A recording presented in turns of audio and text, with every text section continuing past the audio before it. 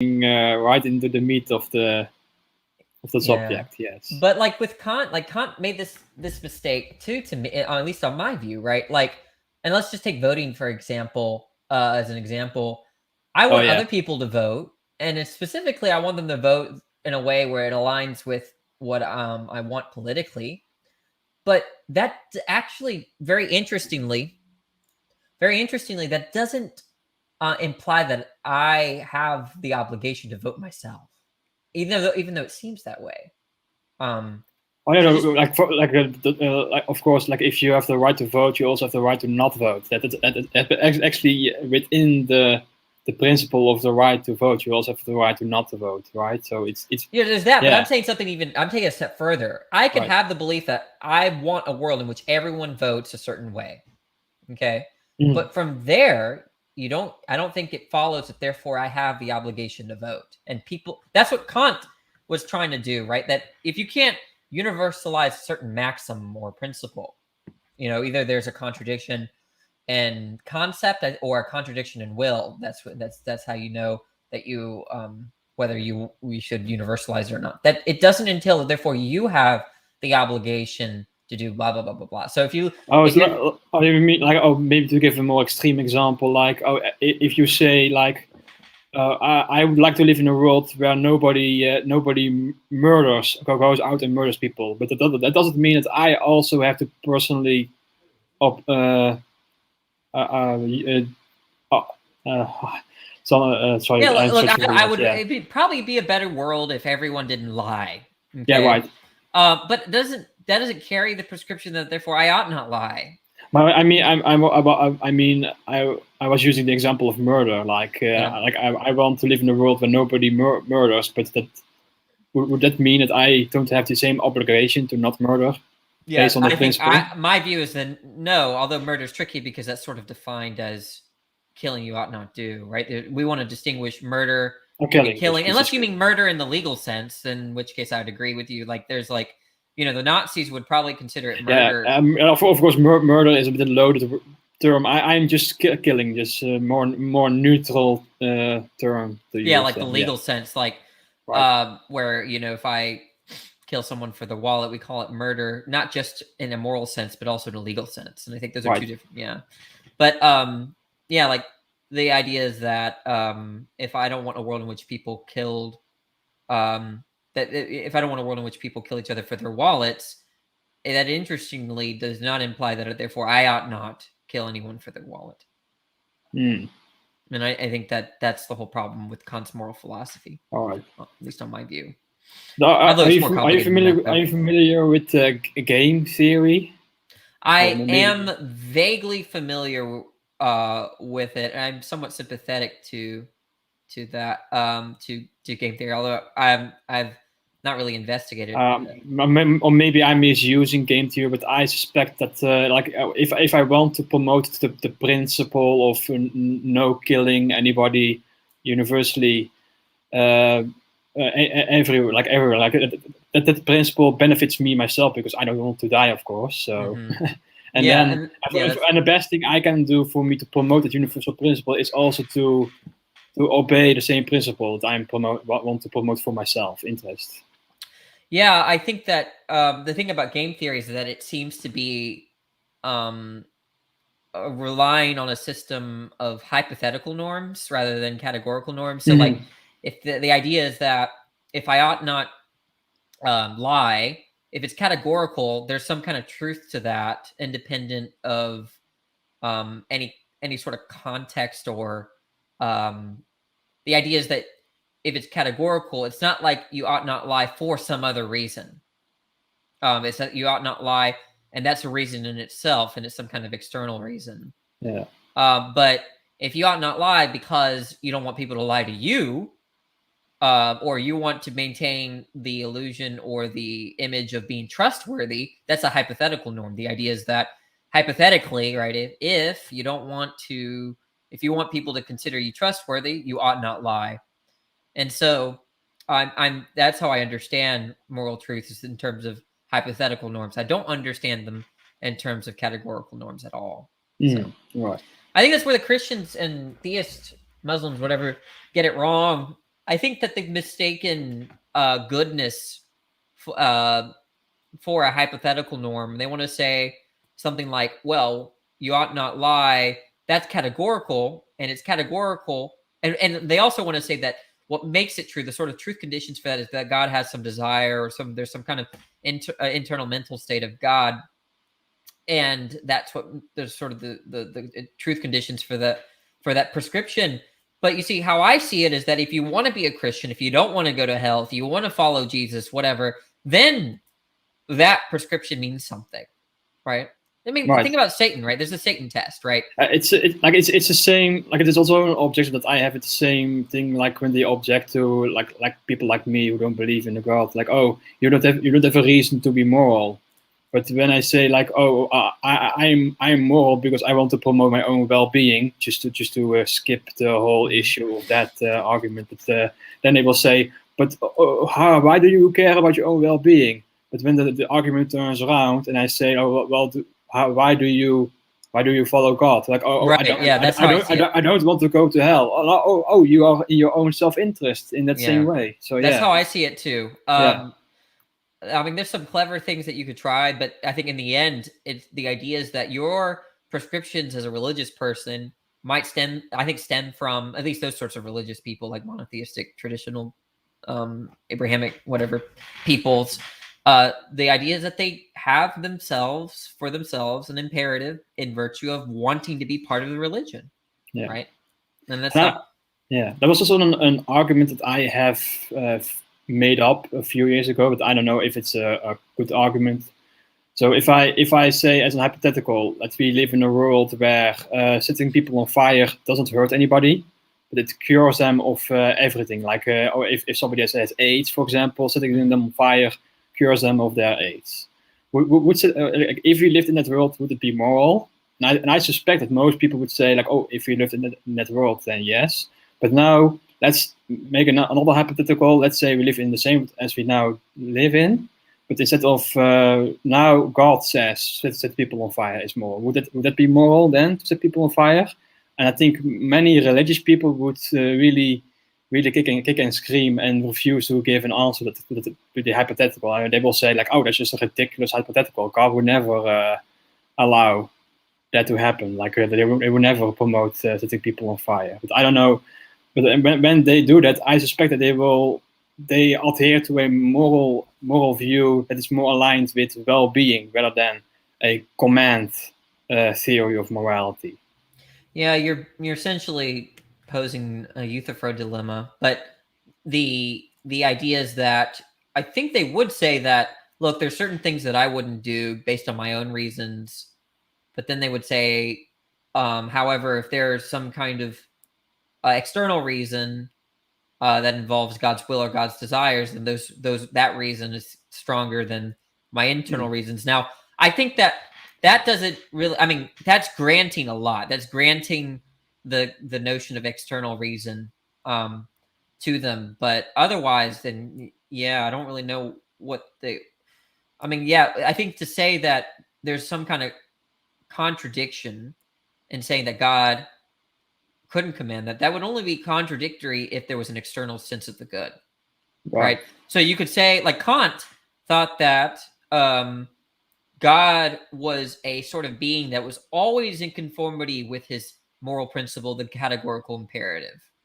So like God was a slave to his own, to like a standard of goodness outside of himself, or right, and it was external to God too, right? That God, there was the categorical imperative, there was this whole moral framework, and what he thought was that God was a being that always was in conformity with it, and that so it wasn't like we understood the good or right and wrong action in terms of God's will. If anything, God's will was just a way of knowing the good, but not it wasn't any set of truth conditions, I suppose. Like God is basically the not the arbiter, but more of like, oh, he knows the book of morality the best as anybody else. Yeah, just as God knows how many hairs are on your head, right? It's not like that might not be. It doesn't say like, oh, God determines how many hairs on your head are. Right. Yes. Oh, of course, you can say he created you, but still, it's not like he he determines it to be. Yeah, presumably they think that.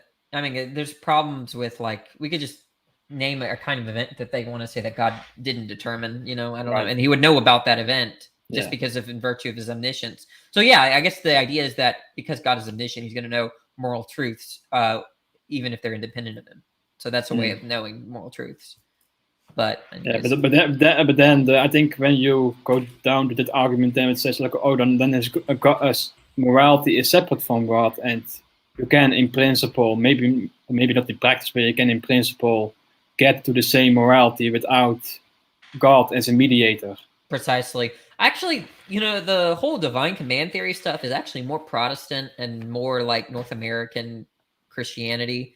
I think that like Catholics are a little bit less of the divine command theory camp.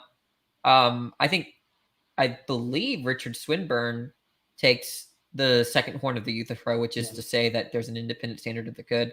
I was raised Catholic, so is that did y'all talk about divine command theory? Like, how did y'all see it? It's like from my memory, it's a bit fuzzy about my like education and religion. Like, in hindsight, I think we didn't talk much about religion at all. Like we did more of a wishy-washy, like, oh, be good and be it's more of like it's almost secular. Like of course we learned about the stories of Jesus and such, but it's not like a Puritan. Maybe I'm misusing the word Puritan. No, I know what you mean. All right, yeah.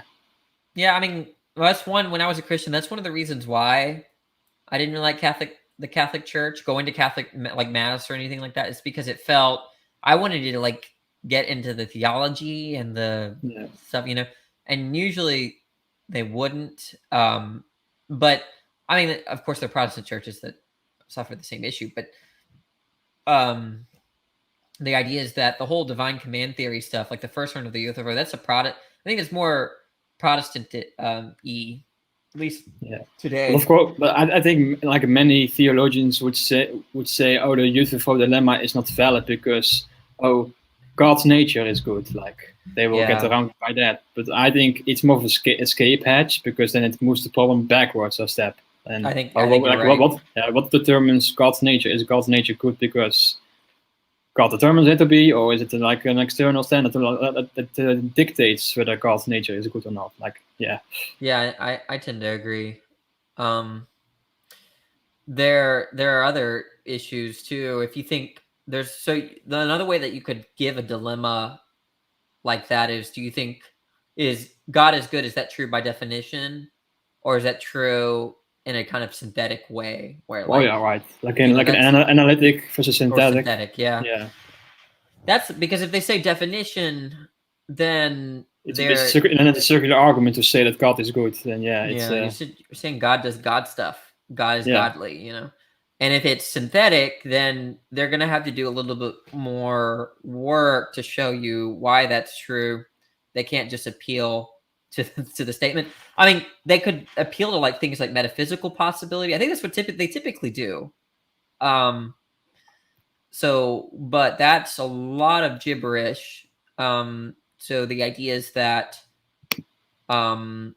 where they'll appeal to some kind of law of existence where God exists, there's moral truths that exist or something like that. Just like when Kripke talks about, if water exists, then H2O exists, and that's synthetic. That's not by definition. Right. But then that makes it, without appealing to metaphysical possibility. Although like I think like after we discover that water was made of H2O, we have changed our definition of water to be like, water is now made up of H2O. Is it maybe problematic to think it that way? Well, the problem with synthetic truths in that way, like water is H2O, that doesn't seem like a necessary truth. It could be true that our sense of water and our sense of H2O refer to the same thing, but the thing is that going to be true in all worlds? No, right? There's going to be some logically possible world in which water is some other molecular configuration. It still has all the same properties of liquidity, quench of thirst, right? All the, like the twin earth stuff with Putnam, right? Kind of like that scenario. Putnam and Kripke were trying to get necessity, even though it wasn't logical necessity. And that's what I'm saying. That's like where the metaphysical possibility de re necessity comes in.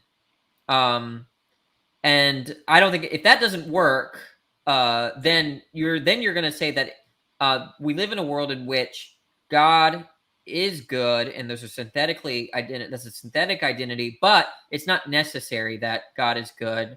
And then I think you get into another conundrum, right? You can make the argument God is evil, and how would you know whether he's actually evil or not? Like, well, I a lot of this good and evil stuff really, like, I have to grant so much stuff. You could challenge. I mean, I take goodness and I guess not goodness, right and wrong, to be functions of reasons. So when someone says I did something wrong, I just hear that I didn't have a reason to do it. But when you phrase it that way, it's just really hard to step outside of like the sort of internalism of moral truths, you know, or at least obligations, right? So if I mean, it is at the same time unintuitive because you want to say that someone like Jeffrey Dahmer did the wrong thing, but he had a reason for what he did, you know. He apparently liked it. I don't know why he did it, but yeah. He had a reason for what he did. So then what are we doing when we're saying that someone else is doing something wrong? And all I mean by that is that I have a reason to stop them, you know? And I don't look at, unfortunately for me, a lot of this moral discourse, like this moral disagreement is all kind of like, you know, I kind of almost take a, what is that approach? Oh, I lost my mind. Error theory view where everyone is just uttering false propositions about just their disagreements with each other. And to me, what's actually happening is that people are opposed to each other rather than disagreeing. So like, much in the same way, like you have a sport, you know, there's opposition, right? There's no disagreement between the two teams. Like, this is so silly, right? But they're opposed, right? They're going to do things to like prevent each other from like being successful. And I think that's what I mean when I say Jeffrey Dahmer is doing the wrong thing, is that I'm opposed to it. I'm going to stop it. I don't really think he has like a false belief necessarily, unless like you could do it hypothetically, right? Like, okay, Jeffrey Dahmer, if you knew that you were going to get caught, would you have done all these things? And if you said that, no, I would have not done them. Then he had, in that sense, he had some kind of reason not to do what he did. Anyways. All right. I'm glad you finally came on. I mean, there was a bit of a gap. Was there anything specific that you wanted to talk about? Well, like I was curious, like you made a list of people you think were like good thinkers and bad thinkers, but yeah, I already asked you where you put me, but I was curious why you put Dapper Dino on a bit of a low end. Like, I don't know, did you? He's redeemable, but Did you have a better interaction with him? Like, I like Dapper. I don't dislike him, right? I mean, there are a lot of people I like that can't reason. So, I mean, my parents are great people. I can't reason with them at all. Like, it's like some of the worst people to reason with. I love them though. I have a few, not many, but a few interactions. I can relate to that. Well, you and Dapper probably agree on a lot. If you, for some reason, had different views than Dapper, and there were, let's say, philosophical views, I don't think you make much progress. But I am like, I think that someone. What did you argue with him about? Natural selection, but like right. I think that I have to give him some kind of excuse. I think he does have an excuse. He knew that I've been annoying people with this argument against natural selection, and so he was ready to be pissed off. You know, he was like ready for it. He was ready for it when So I think he was kind of prepped for that. So I don't really.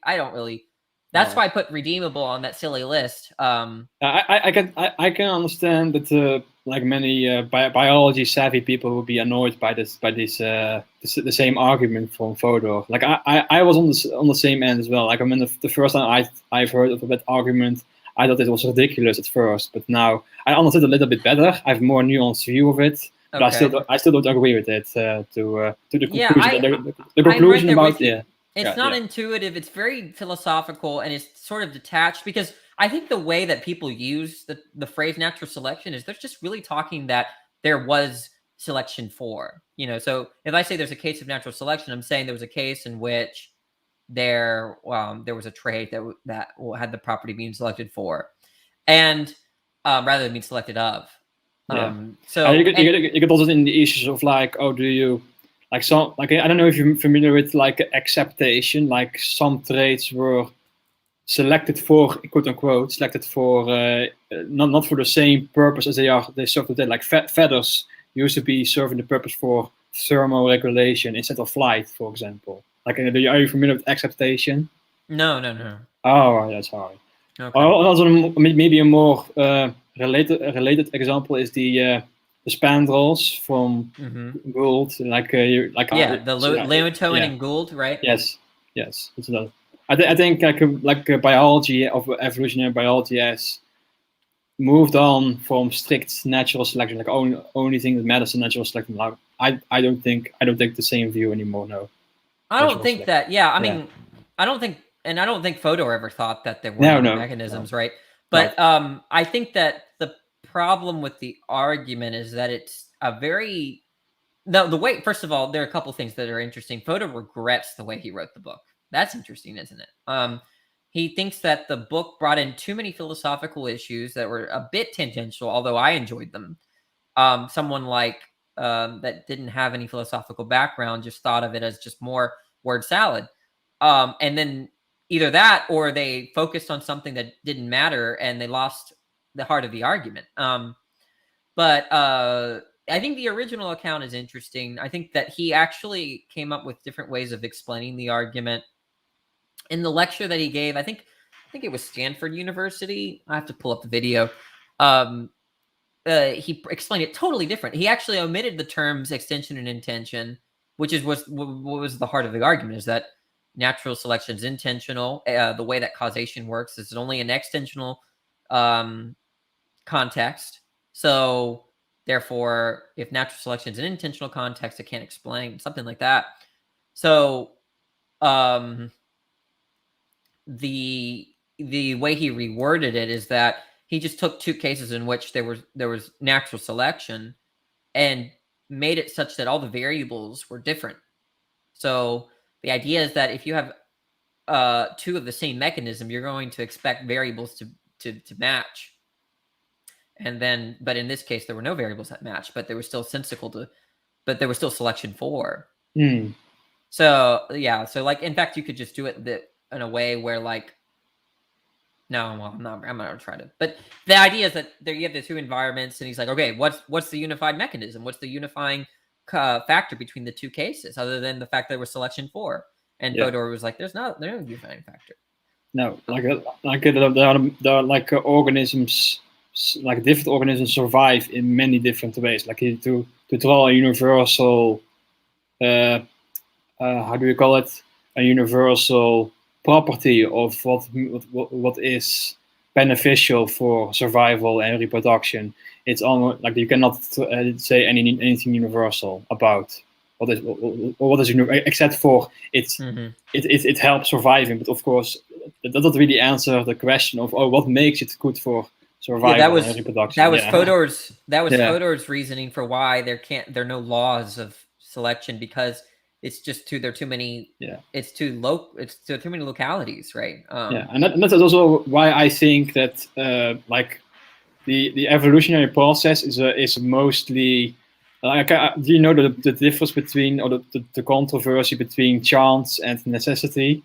Like, yes, I do. I am familiar with that. So the idea is that Mount Everest has a certain height, but that's not by necessity. Right. But the fact that uranium can't have a diameter of 2 miles, whereas gold can, that's because of necessity, right? There's like physical limitations to the diameter of uranium, such that it can't be 2 miles. The diameter can't be 2 miles. So this controversy about like, is evolution like it's controversial? Maybe not anymore, but there are still people who disagree on either end. Like, for example, the best examples I can give is Stephen Gould and Michael Denton. Like, Michael Denton is more of a structuralist. He thinks that the humans were inevitable from the beginning of life. He thinks that? Is he a philosopher? I think so. Michael Denton, or maybe I get the name wrong, but I think his name was Michael Denton. Physically necessary, huh? It's interesting. Yeah, but or at least once life starts, it will inevitably evolve into humans, or maybe, to put it more softly, in more human like for example on a different planet where you have aliens, then you like he would expect there were human-like things maybe there with 2 legs, 2 arms, and a big brain head, like for example, like maybe not identical in every detail, but still, like for example Star Trek, the different humans basically with slightly different features, but yeah.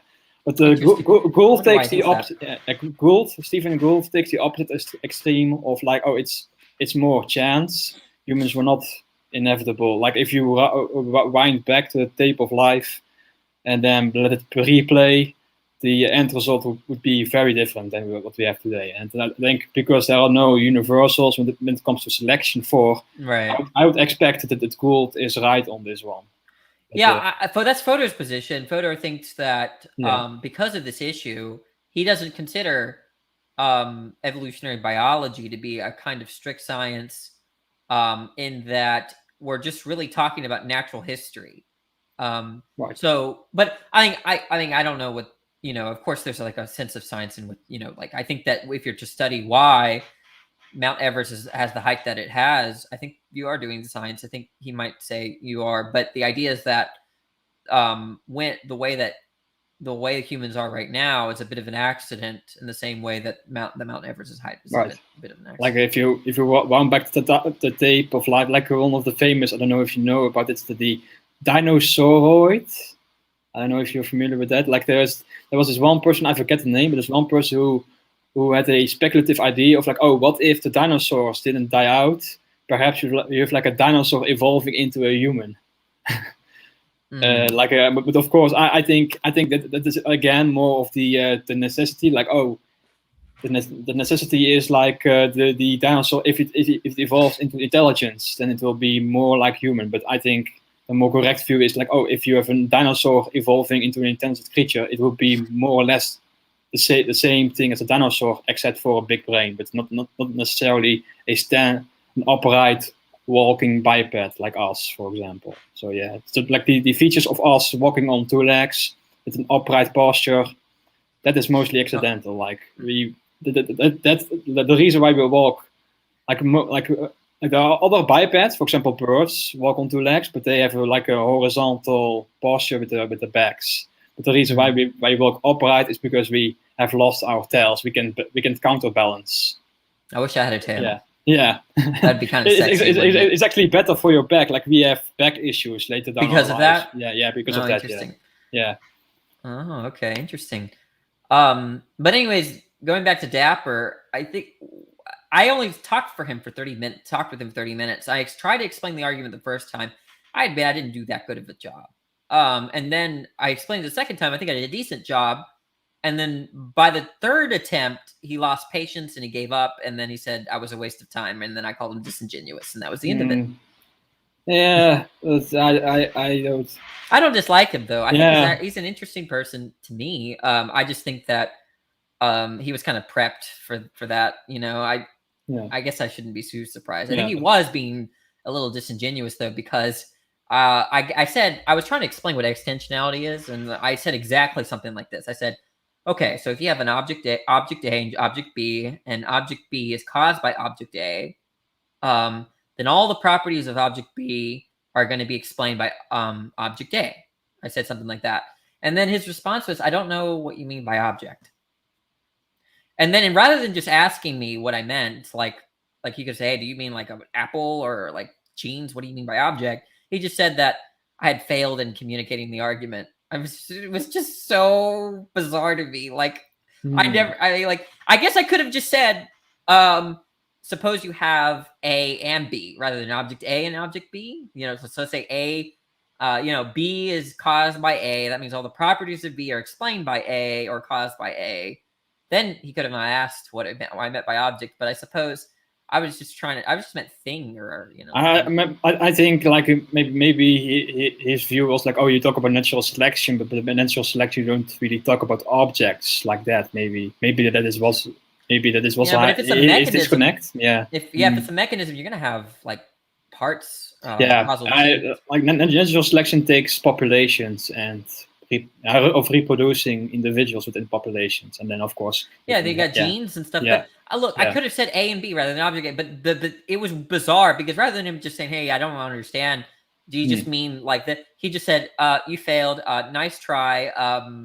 I'll see you later, and I never will talk to you again." And I called him disingenuous for good reason, but he didn't seem that interested. It seems like. Well, if you're watching Dapper, I don't dislike you. Yeah, I still like you. I mean, it's crazy. I mean, I probably misbehaved here and there. I don't think people should dislike me because. Well, I think I had to say like a few years ago when I first heard this argument from somebody else. I think I had pretty much the same reaction, like, "Oh, that's ridiculous." That's. Who did you hear it from? I don't remember. Okay, because there were the people peddling the argument. I think it was also like I joined a group of people, like I was on the G+ community a few years ago, and there were a few people. Was Ozzy there? I think so, yeah. What about Malpass? Alex Malpass? Maybe there were a few. Like I think there were more of a few. It was Helena's. People, you were into Helena's. Yes. I went to her. I think her stream. I went to her stream and to discuss the same topic. Yeah. Yeah, I wonder. But I remember. I think there were more like a few people who started this argument, and I got it from one of them, but I don't exactly remember which one was the first one I got from. But yeah, I remember Malpass and Ozzy being very sympathetic. I saw already the live. It just the GDC. Yeah, the GDC was the G+ community I joined back then. Yeah. All right. Helena Handbasket, right? I haven't seen her in a while. She disappeared, missing in action. Oh. But you were talking about the Kalam yesterday. There was something that I think I mentioned you, but I forgot what I was talking about. Oh yeah, what was it again? I said intelligence wasn't a cause, but you said something. Oh, intelligence is a type of cause. Oh, I think when someone says that something is explained by intelligence, they just mean that it has an intentional explanation. I think that's what he means, right? Like will and desired it, and those are concrete. I think that I didn't listen to the whole debate, but I think that I think it was an interesting conversation. But I was Craig, of course, doesn't make sense half the time. The other time, what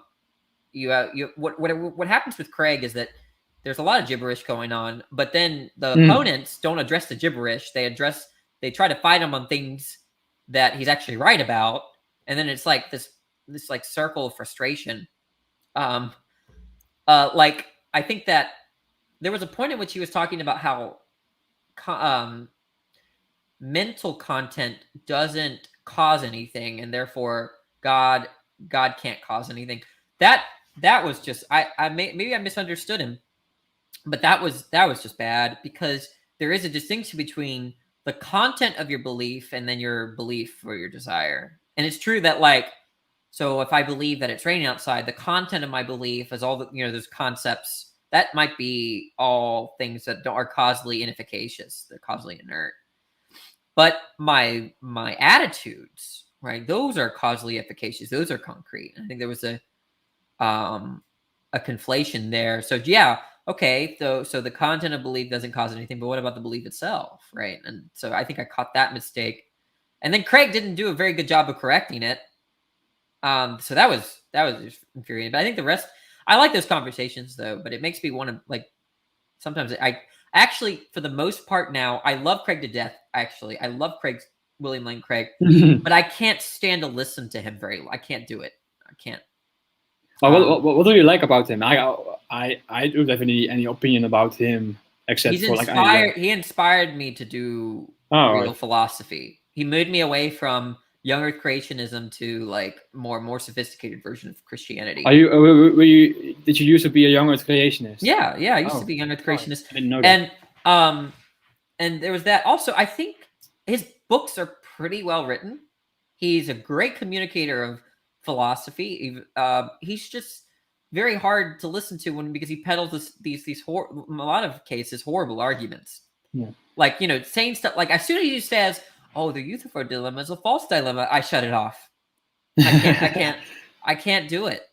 I think it's also William Lane Craig also has a very hateful opinion about atheists, like how he thinks like, oh, you are just atheists because who? Atheists. Who had a negative opinion? Oh, William Lane Craig. Oh, does he? Maybe like he says like, oh, you are just atheists because you like want to sin, like for example, something like that. Did he say stuff like that? Or maybe along the lines of that, maybe more sophisticated language, but yeah, something like that. Yeah. Okay. I never really got that impression. He probably does believe that. But he doesn't. I don't think it comes out in debate. I mean, so like, look, if you're right about all this stuff, then it kind of follows, maybe to some extent, that the person that doesn't agree with you is some believes for some other reason. Now, I mean, actually, that's not even true. Like, I mean, it's okay I think it's fine to say that person believes for these reasons that don't motivate me. But a lot of people like to jump to, oh, well, this person says they believe for these reasons, but actually there's something behind these reasons. There are these practical motivations. They're gay and they don't want to be a Christian, right? No, right. And I bet that happens, right? And I think that there is a certain hatred for religion that some atheists have that sort of blind them to very basic philosophical points. I think I see that almost every time I come on YouTube, right? Yeah, when I came for when I was like a first time atheist, I got a bit of like sucked into the YouTube atheism. Although I got pretty quickly out of it. I don't know if you know the amazing atheist. Like, are you familiar with him? I might know him.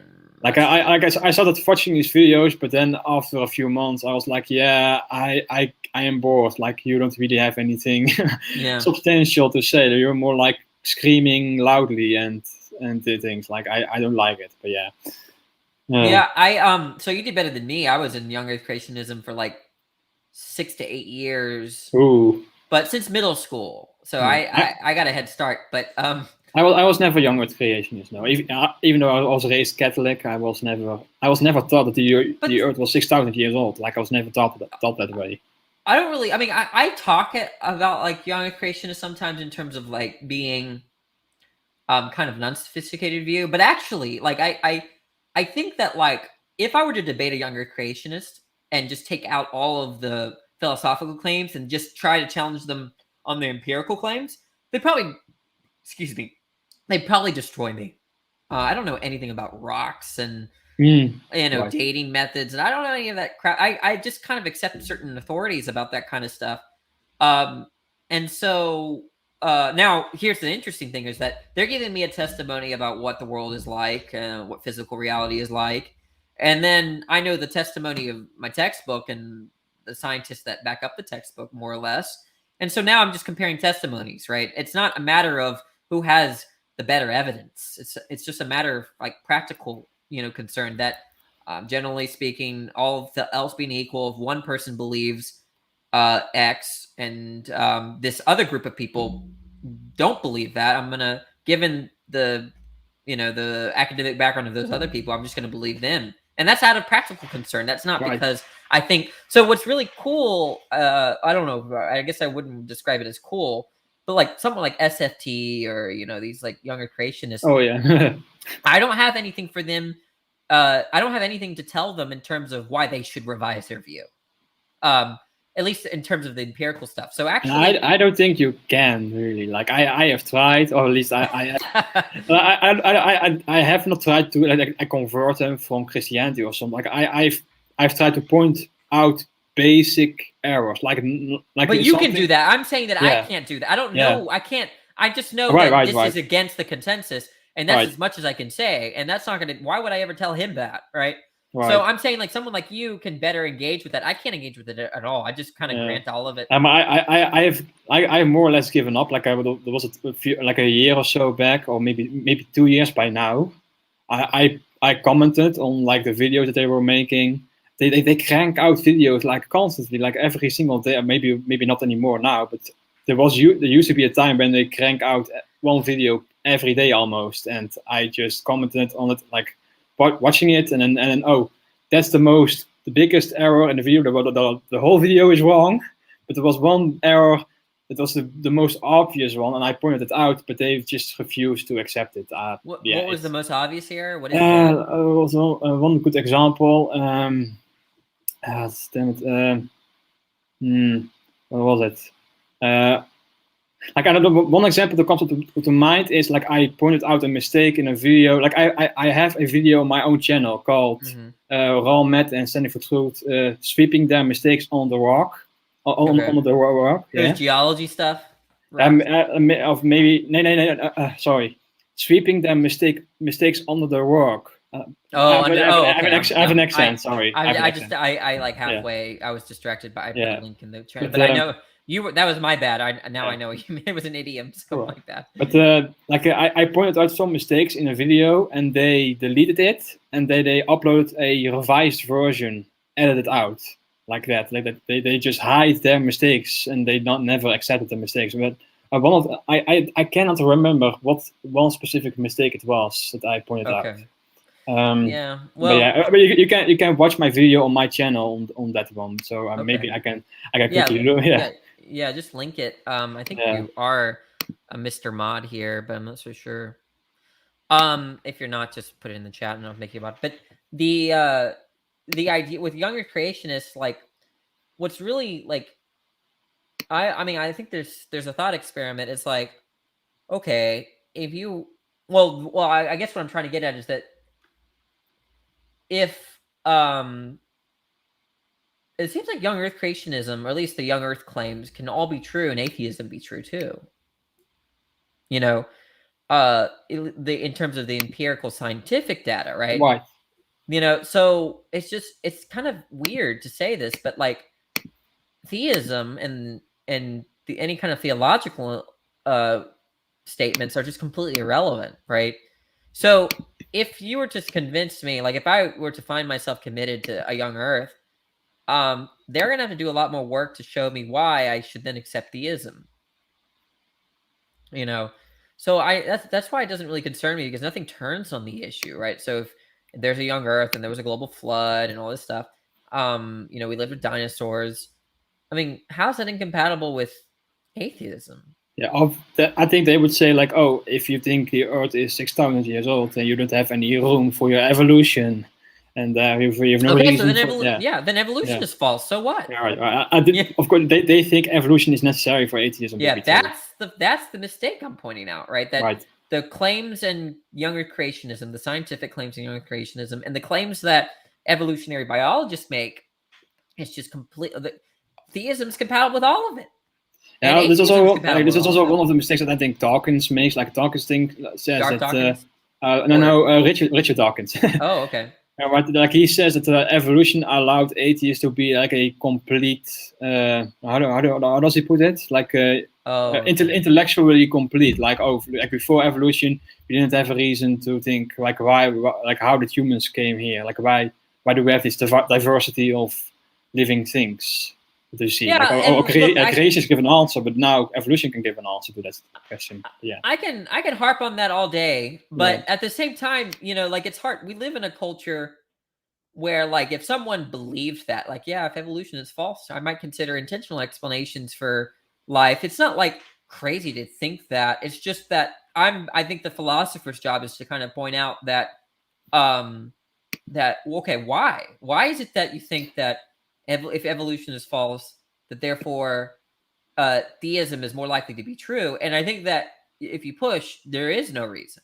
Right. So somebody in the live chat says intellectually fulfilled atheist. That's how Dawkins put it. Intellectually fulfilled atheist. But yeah, I think it's a bit problematic to say, because atheism is not really dependent on evolution, and to put it that way, it almost sounds like you are saying, like, oh no, evolution is somehow necessary for atheism to be intellectually fulfilled. It's a bit of a weird way of saying that, I think. Mm-hmm.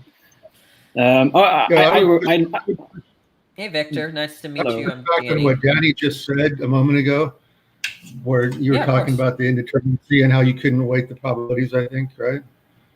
Well, I'm saying that there's compatibility between theism and a young Earth and an old Earth, right?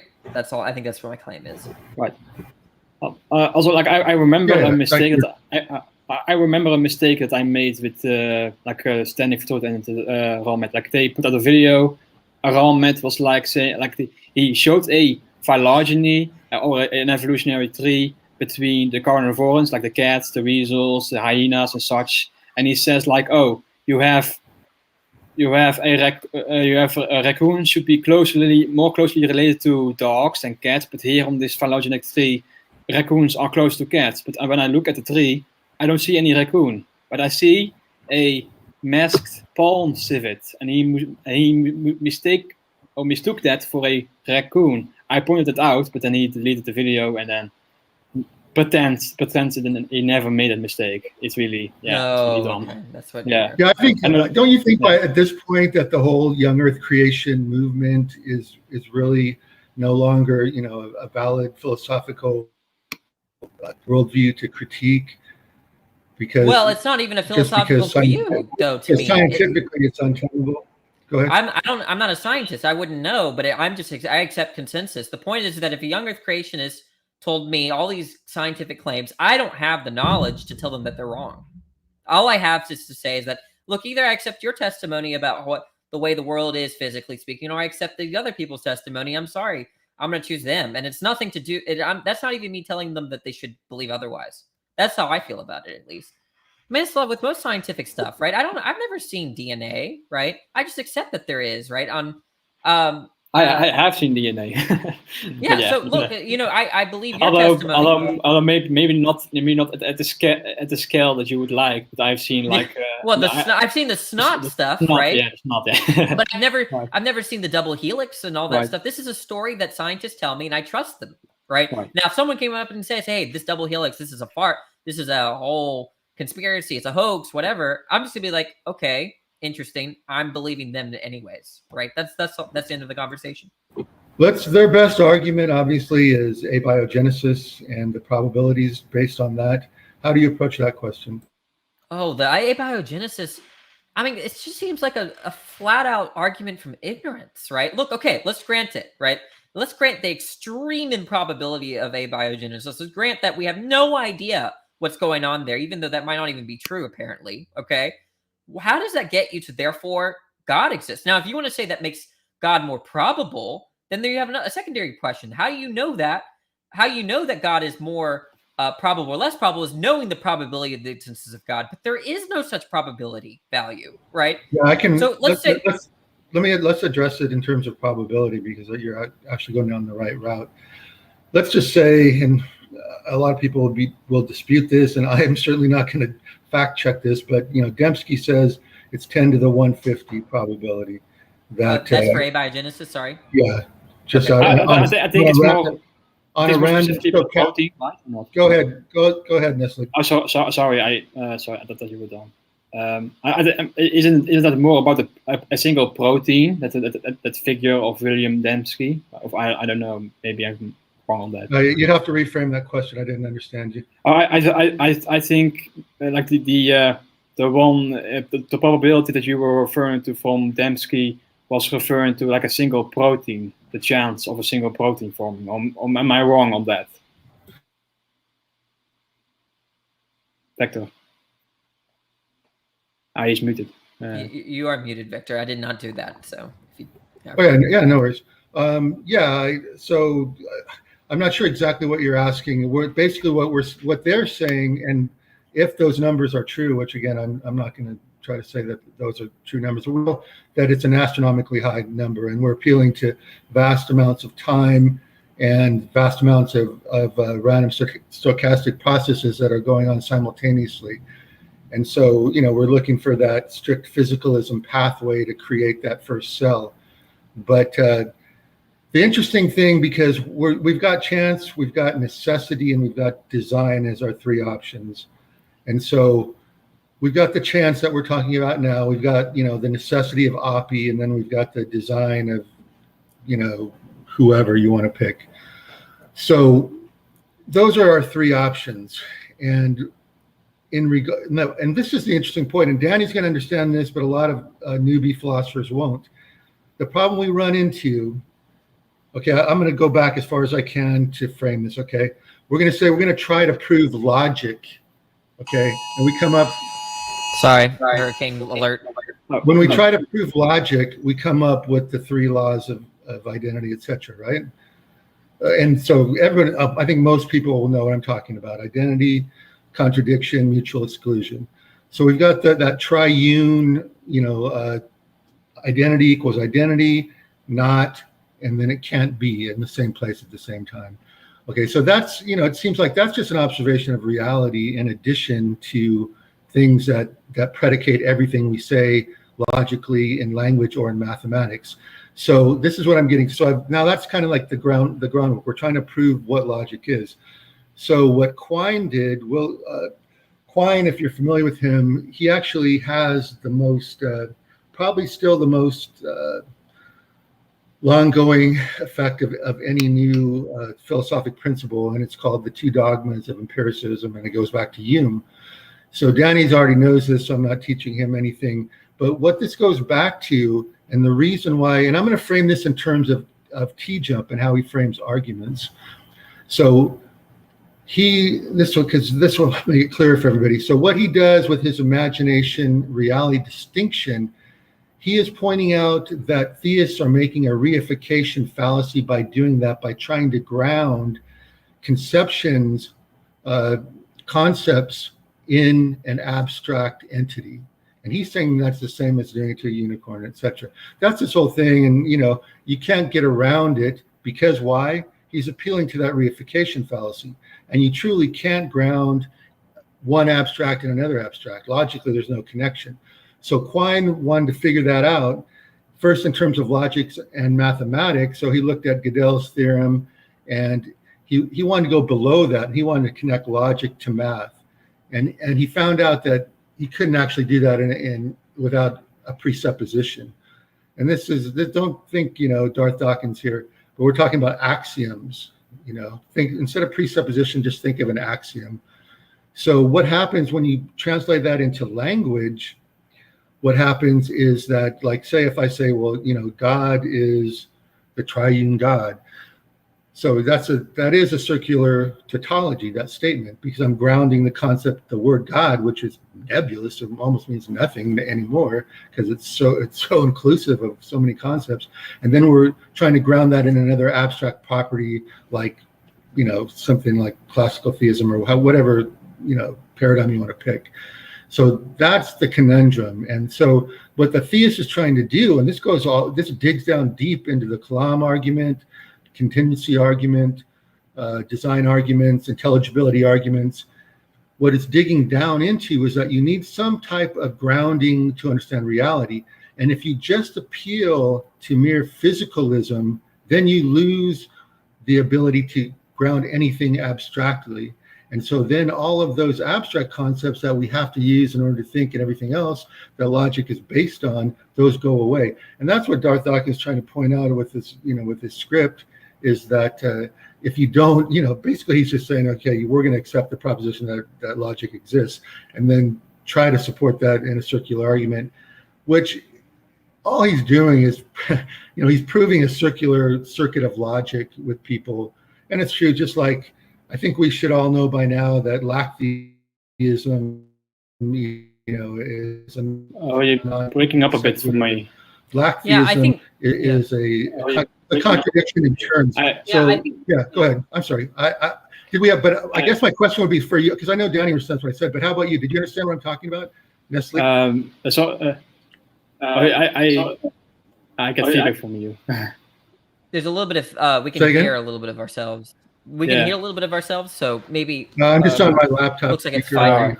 But now I don't anymore. But I have no comment on what you said, so sorry. I think what you're saying now, there are certain points of contention, but I think there is general agreement coming from me.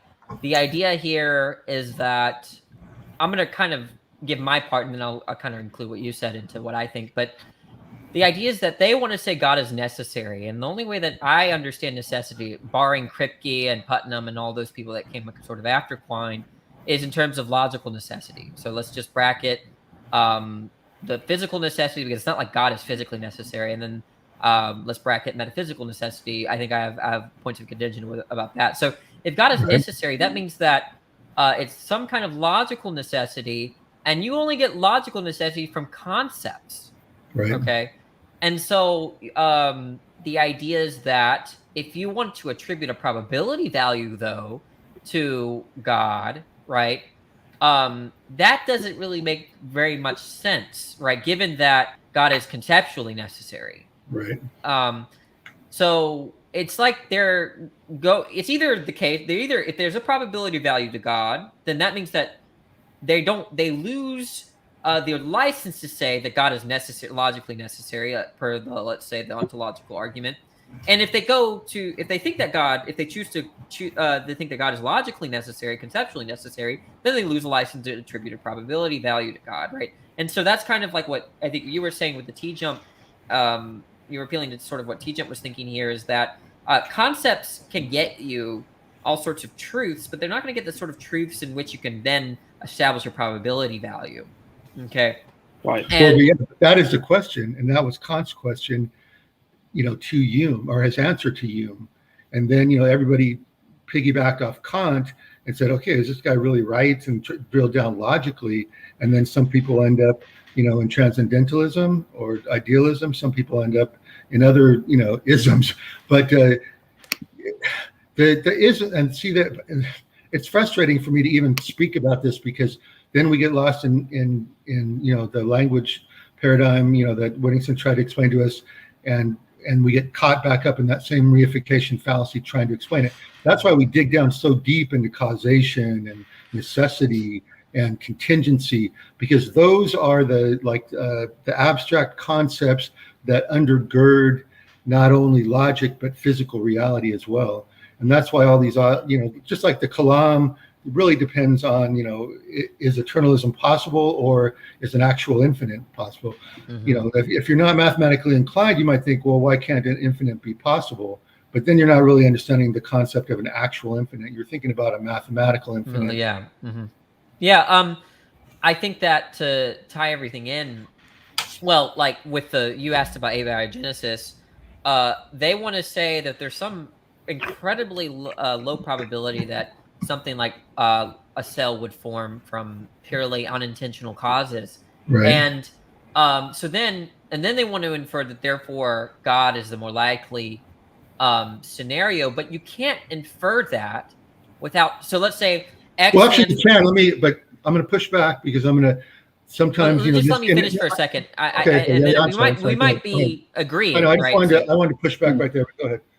Okay, well, just very quickly, the idea is that if you have a probability value for abiogenesis, let's say X, and then you have some probability value of God's being the the explanation for life, let's say that Y, the only way you could say that Y is greater than X is if you have the value of Y.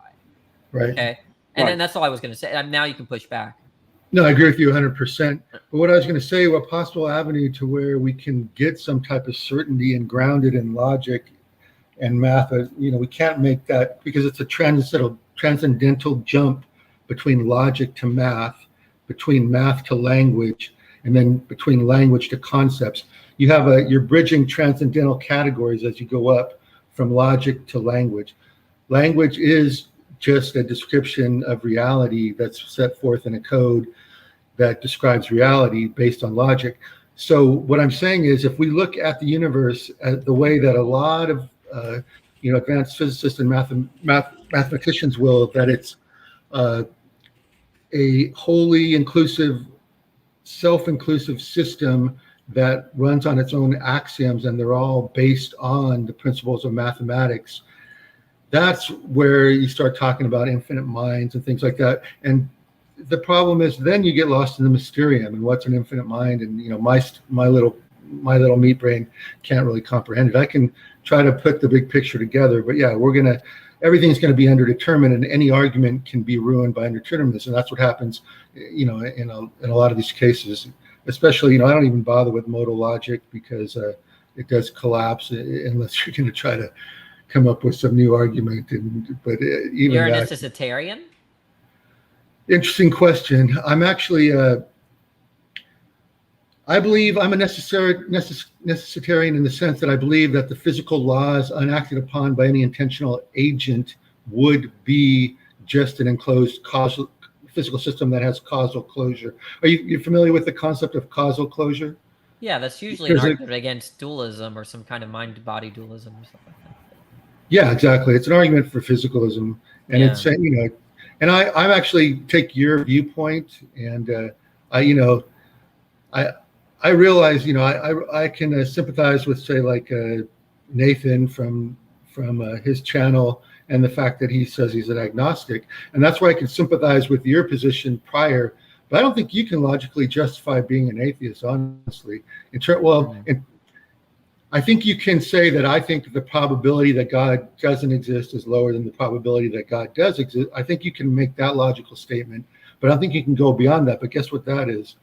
That's really an agnostic statement, or at least it admits, that you can't prove a universal for one, but just like the theist wants, or the atheist wants to blame the theist for believing in something without a reason, he's believing that God doesn't exist without a reason, and without I think it just depends on what you mean by the term. Without a complete, yeah, exactly. I know, but yeah, you see what I'm saying, right?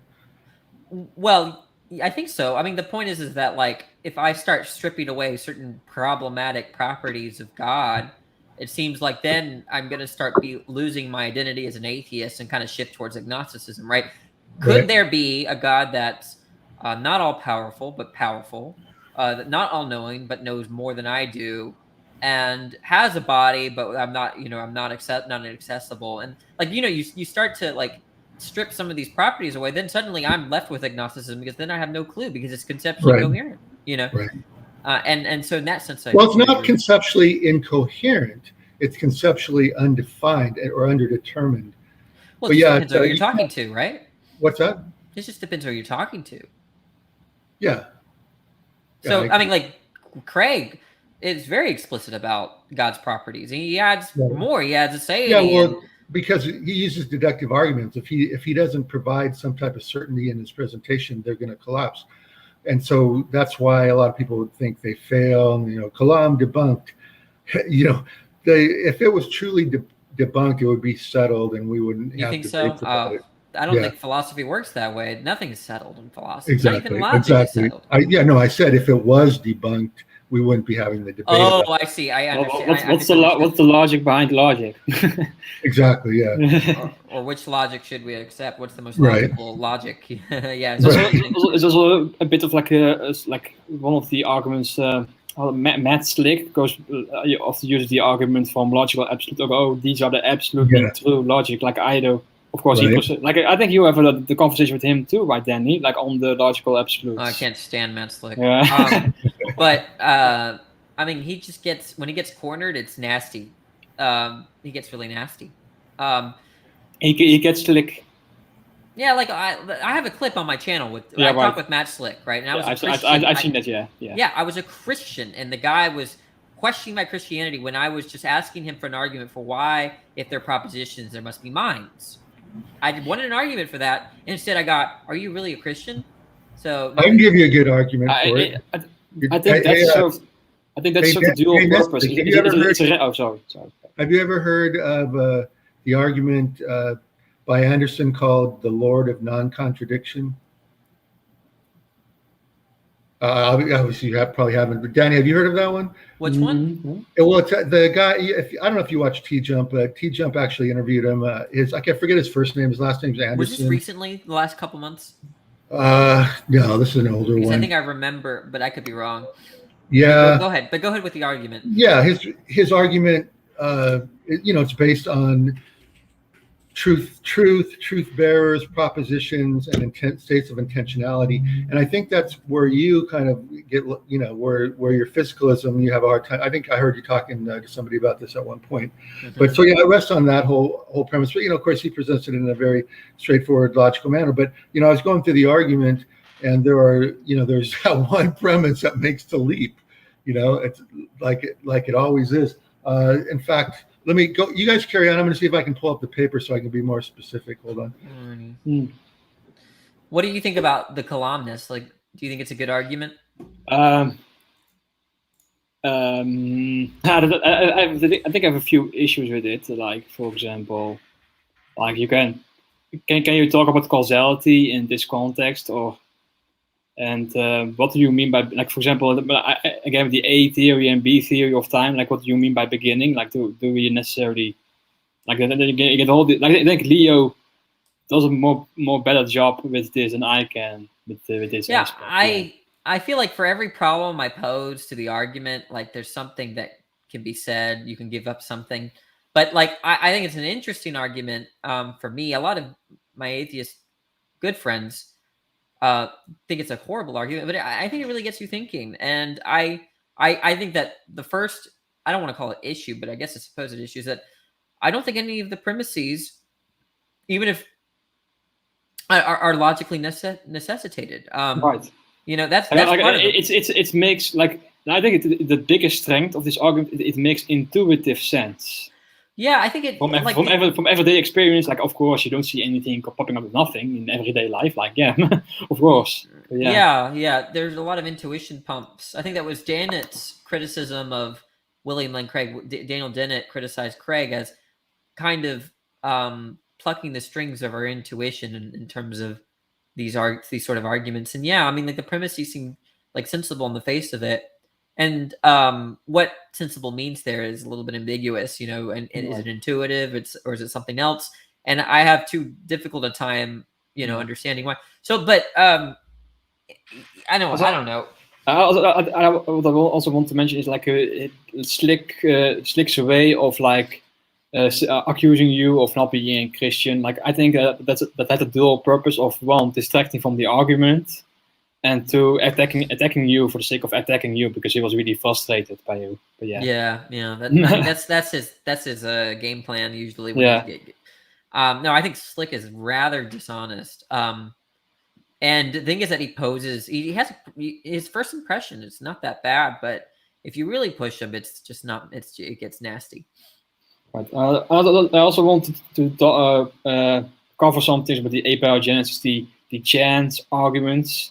I think the most problematic about it is that they assume that the molecules are, like, just randomly reconfiguring all the time, and then and suddenly you have a cell. Like, that's how they treat the abiogenesis process like that, and that's how they can get these huge values of probabilities. Like, but I think they omit physical processes that will reduce or in a way increase the probability. Like, for example, I don't know if you're familiar with the protein folding problem. Yes. Oh, I know what protein folding is. I don't know what the protein folding problem is. There's this. There used to be the paradox called the Leventhal paradox.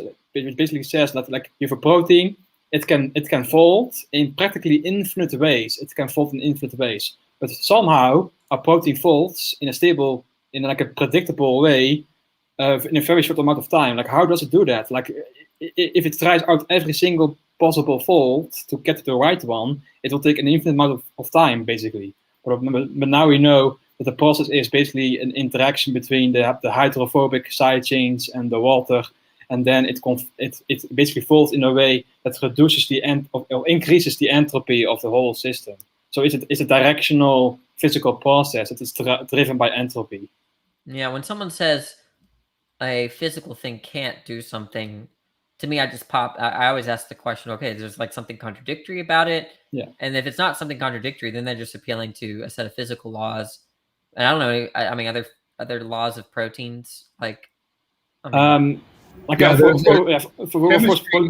Chemistry is like a physical representation of physical laws. So, yeah, they follow, you know, very strict rules, but they interact in a very random way in that initial condition.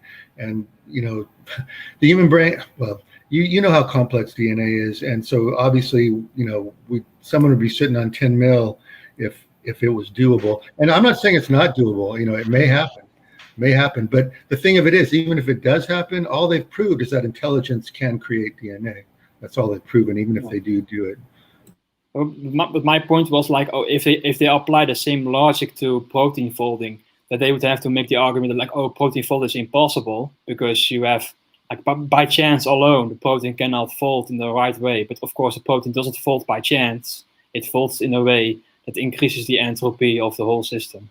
Yeah, the way I look at it, because when you start talking about how do you view this. Realize you're taking in your quantum computer, in your consciousness, you're taking all the information that you've accumulated throughout your life, and you take it in the way that you processed it logically or truthfully. And even when you haven't, you take those illogical conclusions. You pull all that in subconsciously, and then you spit out that conclusion. Like, to me, right. I didn't say intuitively. To me, it seems more likely that an intelligent process would do it than a stochastic process. And it also seems more likely to me that an intelligence that's had and it has an eternal nature would be more likely to be able to do that than just dead matter organizing itself. Just like, it's atheists have heard all these before, but Stephen Hawking, who everyone thinks was the brilliant person that figured it all out, which he didn't, but he said, what breathes fire into the equations? He said that because he knew that he didn't have the answer, even though towards the end of his life, he wanted to become more and more of an atheist for some reason. But I don't know. So I guess my point is you're making a probability statement on your belief on those two claims, and on theism and atheism. And you can see how all these claims narrow down. Think of a pyramid. All your logical truths are going to an omega point of reality. And and then we have to appeal to the magisterium of, or the doctrine of mysterium. So, to appeal to the finite nature of our minds. So that's the way I look at it. And you can't get any exact conclusions. Jamie's here. Hey, welcome, Jamie. What are your thoughts? Hi, Jamie. Hey, Jamie. Hey. I'm going to name my kid Jamie. That's a good one. Yeah, my sister named me, I guess. She was 2. She said, name the baby Jamie. Oh, really? And my parents did or something. That's the way the story goes. But I just find it interesting when people have problems with the Kalam. I'm not like a huge proponent of it necessarily, but I think when you say like, why can we really talk about causality? It's like I can't think of why we shouldn't consider it, causation or whatever, or cause and effect to be, but and then the thing with the B theory, I was going to say, I think he has answers for B theory, but if you take the B theory, but seems like you still have to like posit a beginning logically, but I'm sure Danny has something to say about that. I don't know. I mean, in the sense where, or does it have to be instantiated? Why is there anything at all, sort of thing? I don't know. You tell me. I don't really take any hard positions. All the truths about the Kalam, there's only like really 2 things I'm pretty sure about. Number one, atemporal causation doesn't make any sense to me. That's one thing that if you invoke atemporal causation, I can't get. It's also one of the problems I have. Yeah, like this where he gives the bowling ball analogy. I think you're also familiar with the light. Yeah, he gives. But isn't the B theory appealing to a form of a causation in the block universe if everything exists simultaneously? I don't think so. No, I mean, the idea that simultaneity it presupposes time, right? So like to say that, like he gives the bowling ball, but the answer to your question, Jamie, is yes. His response is the bowling ball to make sense of atemporal causation. I think it's a horrible response, but the point, it doesn't matter because there are other people that accept the Kalam that agree with me. Okay. Ryan Mullins accepts the Kalam cosmological argument. He's a Christian, a very, very brilliant philosopher. And he just thinks that when God created, he created from the first moment. So it was in time. He doesn't agree with Craig that he's timeless, right? That God is timeless. He thinks that he actually takes Newton's view, which is the idea that time itself is a property of God. It's like when you think about the sorts, what time is. Time might be something that makes moments or events possible. Well, God makes moments or events possible, and then he goes through this list and say, "Hey, that looks like time is God, or time is a property of God." You see, that makes much more sense than the whole atemporal stuff that Craig is giving. You know what I don't get is why. Well, I don't want to make any assumptions, but why is everybody so afraid of saying there's a first cause to the universe? So what? Because the Kalam doesn't get you to a Christian God. I think most people, you have to go. You have to use that as a springboard if you want to go further. But why? What's wrong with having a first cause? I don't get it. Well, I mean, it is interesting if there's this first cause, because if we understand the universe as being all the totality of nature or the physical, then that cause is non or physical. And I think that people's intuitions are violated if you want to maintain naturalism.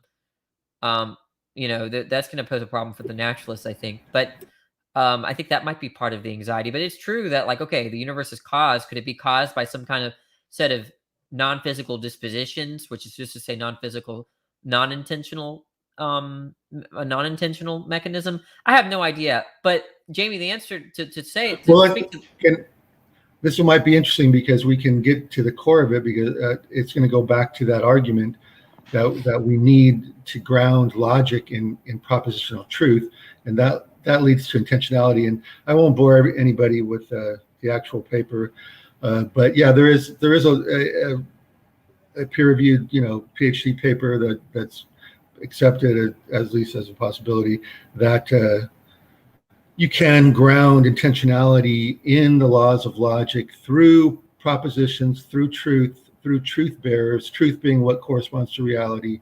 And then from that, you must logically infer intentionality if you accept that paradigm of truth making, truth bearer. Have you heard of those ways of looking at truth? I have, but I don't have a theory of truth right now. I use correspondence theory of truth because people seem to understand what I'm saying, but I'm starting to lean towards a kind of pragmatic theory of truth. Oh, me too. I think also pragmatism. But not like the silly kind where, like, oh, truth is that which is useful. That's unsophisticated. No. I don't mean, that's not what I mean. I mean something like truth is the goal of inquiry or something. But it's the best way of understanding what is really going on, I would say. But to truly, I don't know. But the problem, Danny, the problem that you have in philosophy of mind that leads you to not like in your argument with T-jump, wasn't intentionality one of the core things that you were arguing for? Yeah, I don't think intentionality is physical. He thinks. Yeah, no, that's exactly the point. And even I'm saying that, or at least not me, but James Anderson was his name, and Welty was his co-writer on the paper. I think he's out of he's back east somewhere. I can't forget the university, but anyways, yeah. So he's taking a different route than you. You're taking it from a philosophy of mind point of view and saying, well, we have to explain intentionality, and physicalism can't do that. So the mind-body problem is a real dilemma for physicalists. And then you take it from this logical vantage point. And do you want me to give you like the actual premises, or so we can look at it? Or well, I wanted to say something to Jamie. Yeah, go ahead. Because I kind of want to make it more open than it is. But like, as far as the Kalam goes, for me, it's just like a I'm interested in it. I don't really have strong views about any of those premises, or even the conclusion. I don't have my views about it. I'm almost like, if all I had was the Kalam cosmological argument to evaluate the existence of God, I would be either an agnostic or leaning towards theist. Okay, if that's all I had, okay. I think that's a fair. Yeah, and so, but I am not very well studied on the Kalam as much as I want to be, and I think that given maybe other arguments, I can come to a conclusion about theism. But the Kalam, it's just there are so many versions of that sort of cosmological argument that you take Mullins and Craig. One believes that there's atemporal causation, the other one doesn't accept it, and they can still both run the Kalam. And I think that's part of the problem. I don't know if you want to call it a problem. The Kalam is that you could take one problematic aspect and just modify it, and then somehow the argument is still breathing. Yeah. Like it's still breathing, it's still alive, it won't die. But that's actually a testament to the strength of the argument, right? Yeah, I think maybe so.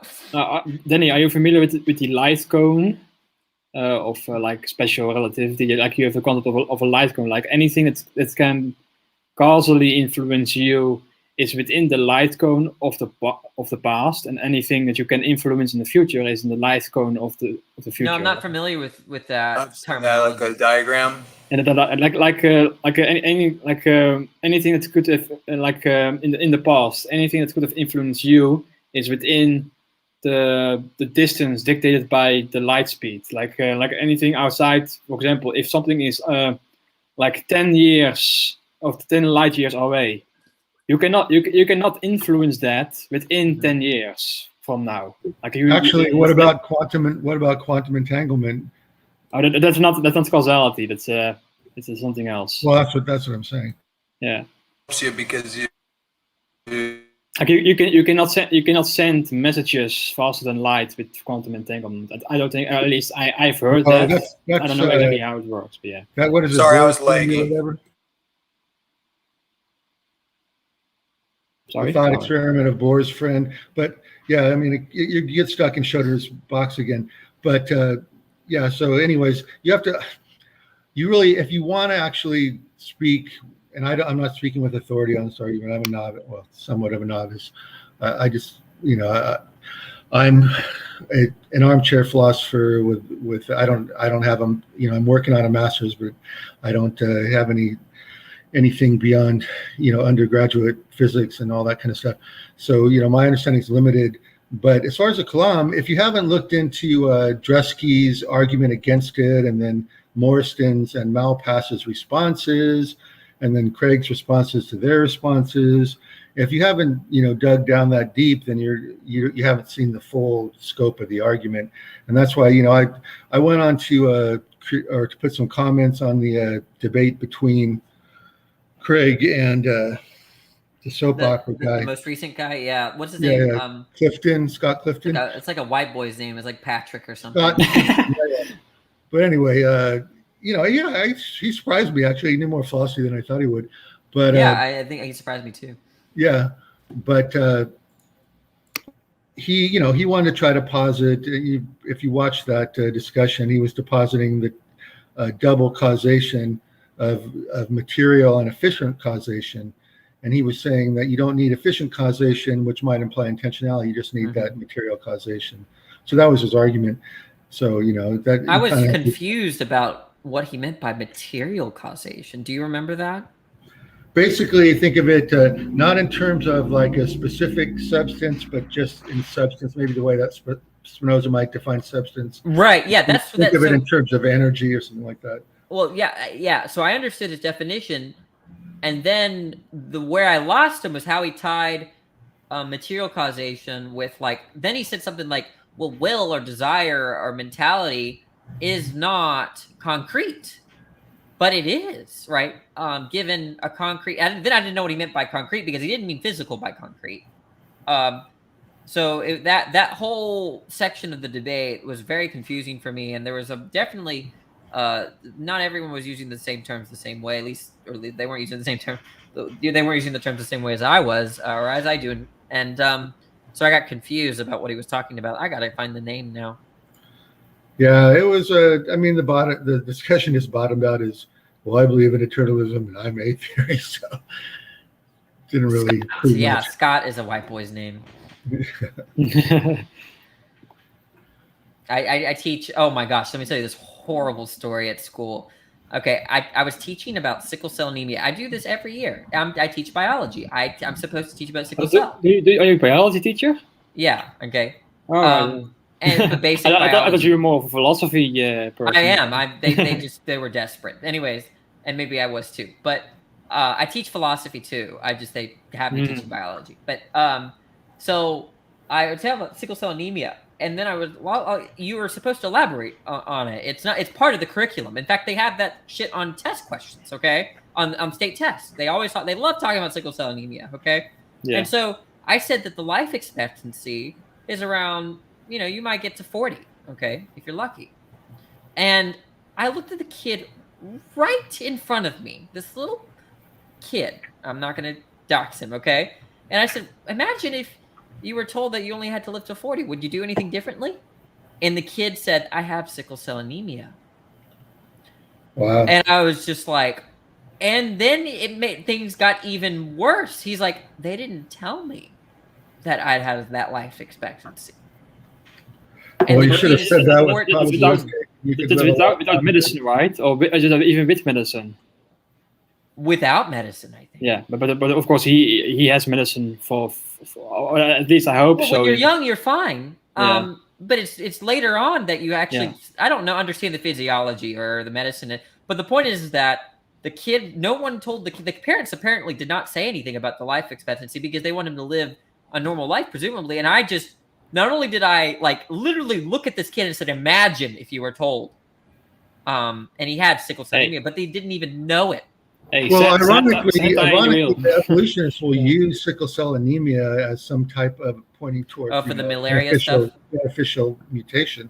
Yeah. But is that really beneficial? Yeah, you won't die from malaria, but you're genetically degraded. So I don't know if that's beneficial or not. I don't think I felt so bad ever in my teaching career. Yeah, that's that was just me unlucky, right?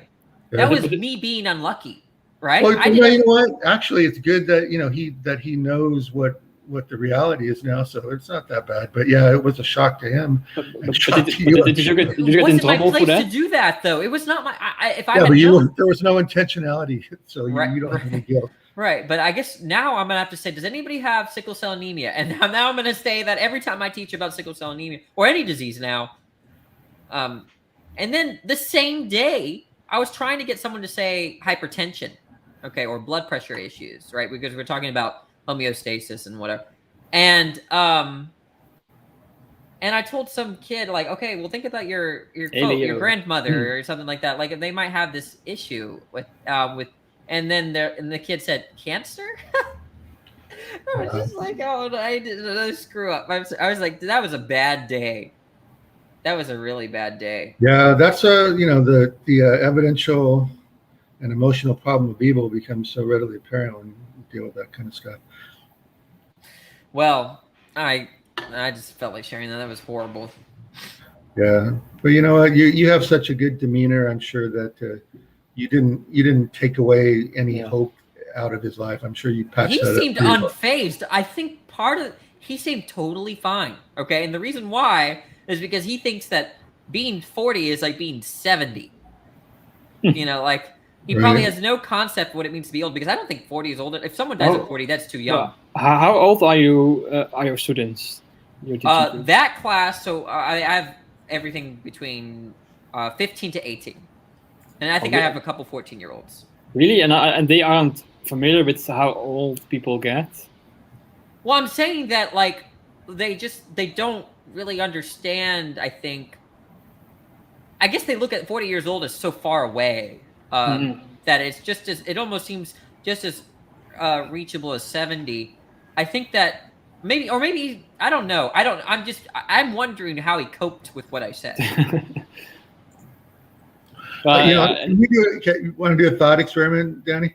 Sure. Because I'm just, this popped in my head. I'm kind of curious, just out of my own personal curiosity. So, because I've kind of watched your progression in terms of your belief system.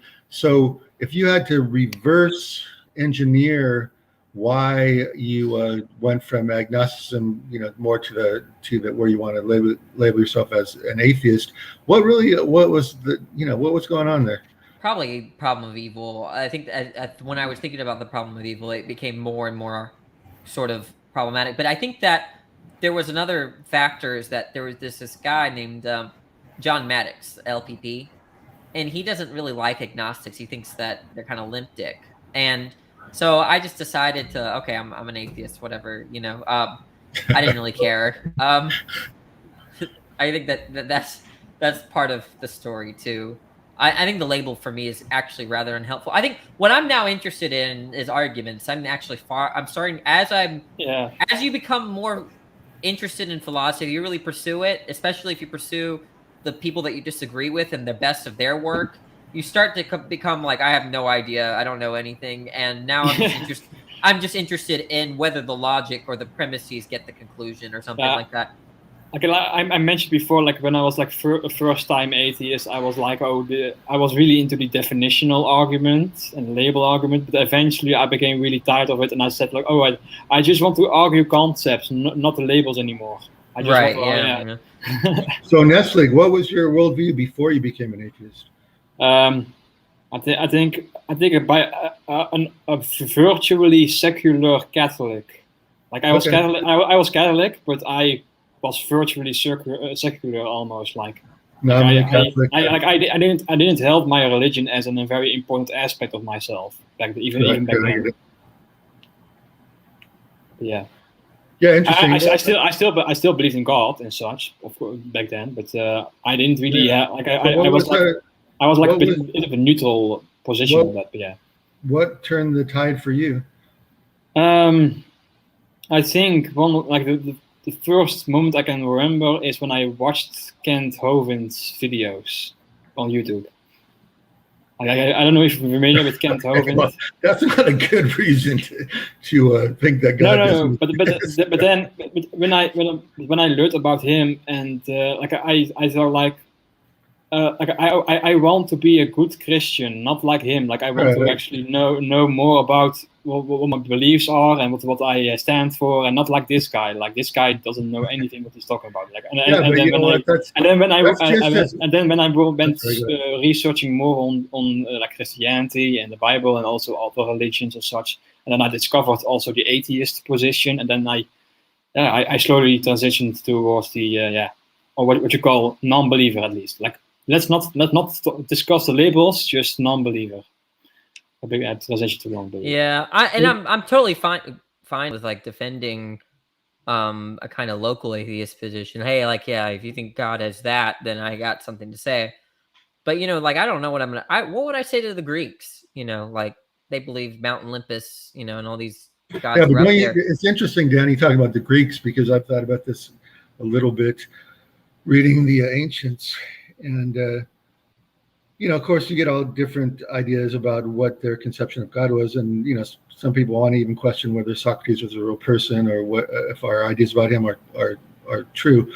But yeah, I've read some comments where they go along the lines that Socrates not only he didn't believe in the Greek pantheon, but he believed in a god, and he also believed in his muse, which was the oracle or whatever. And that was part of the mythology that was going on about him.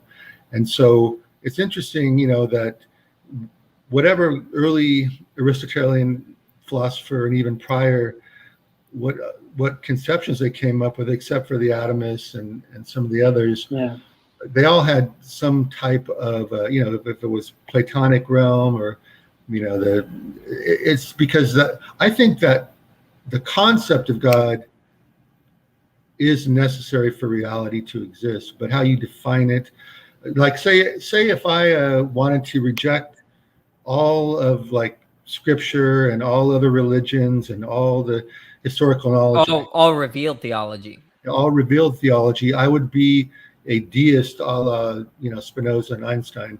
To me, that logically makes more sense than atheism, even with the fact that there are physicists way 10 times smarter than I am that come to a different conclusion.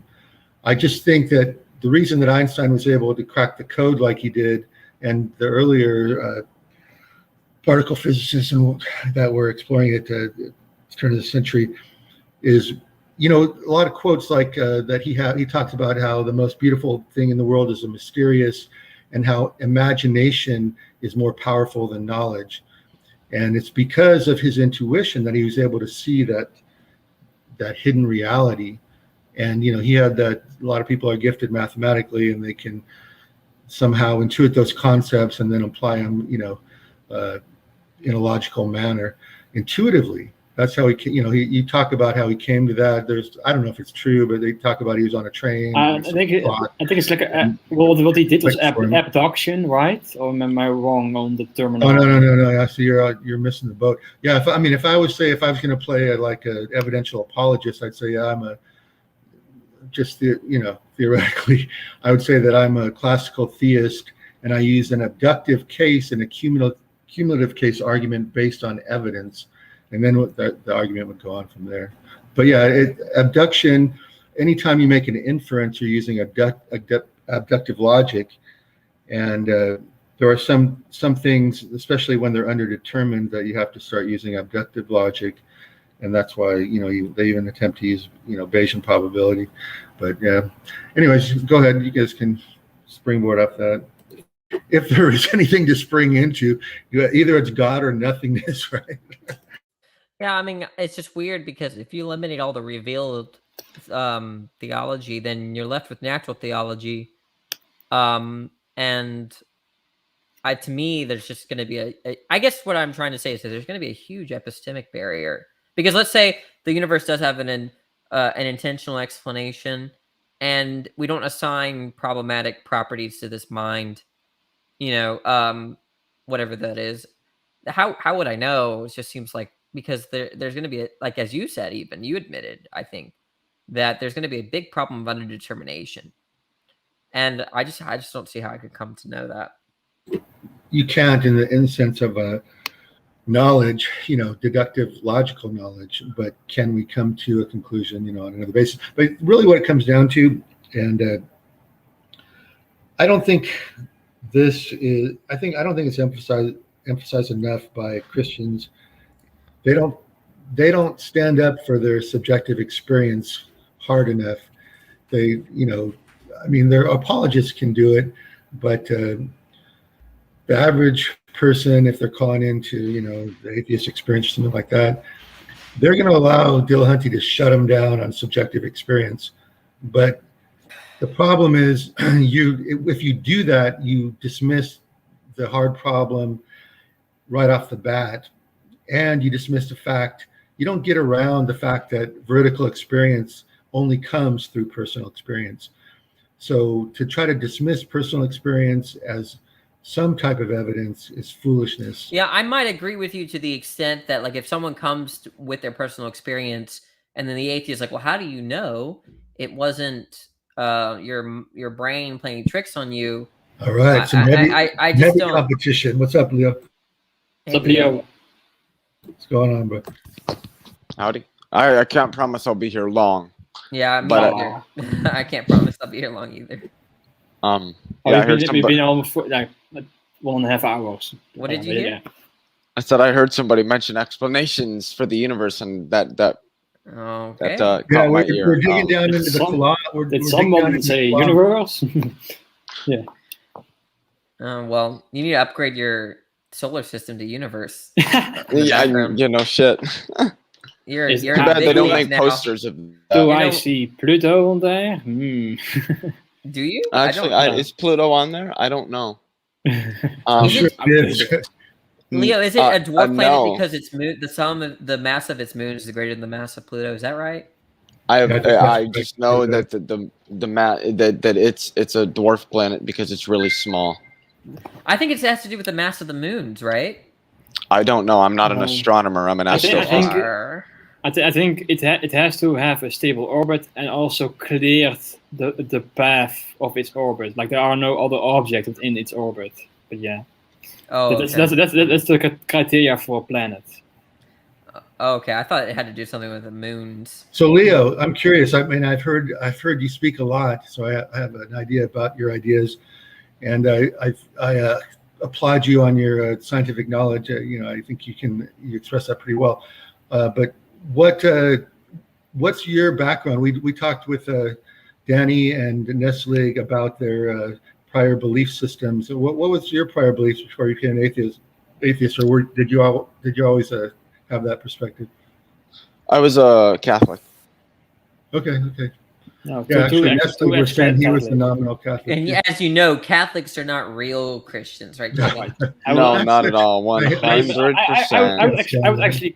I was actually granted in a way because I was like almost a secular Catholic. Like even though I did believe in God, but how important I held my religion compared to like the diehard Christians. Like the diehard Christian would say like, oh, you don't pray, you don't go to church very often, like you're not really true Christians. Like you worship Mary, you pray to. No, I didn't do any. Worship Mary. Oh man. Does a Christian have to believe? I wasn't diehard Catholic either. Like I didn't even pray to Mary or anybody like. I was certainly a progressive Catholic, that's for sure. Yeah, me too. Leo wasn't a real. Yeah, Leo was a fake Christian too because. Yeah, fake Christian. I was also a modalist. Does that make me a fake Christian? I think modalism is more coherent than the Trinity stuff. So do I. That's why I was a modalist. I think if I became a Christian, I'd be a modalist. 100%. 100%. Is it the same as Unitarian? Leo, do you know why you'd be a modalist if you were a Christian? Because I think it's more coherent. It was the reason why I was a modalist when I was a Christian. Because I think it makes more sense if you're a Christian. Right? Not if you consider Scripture as primary.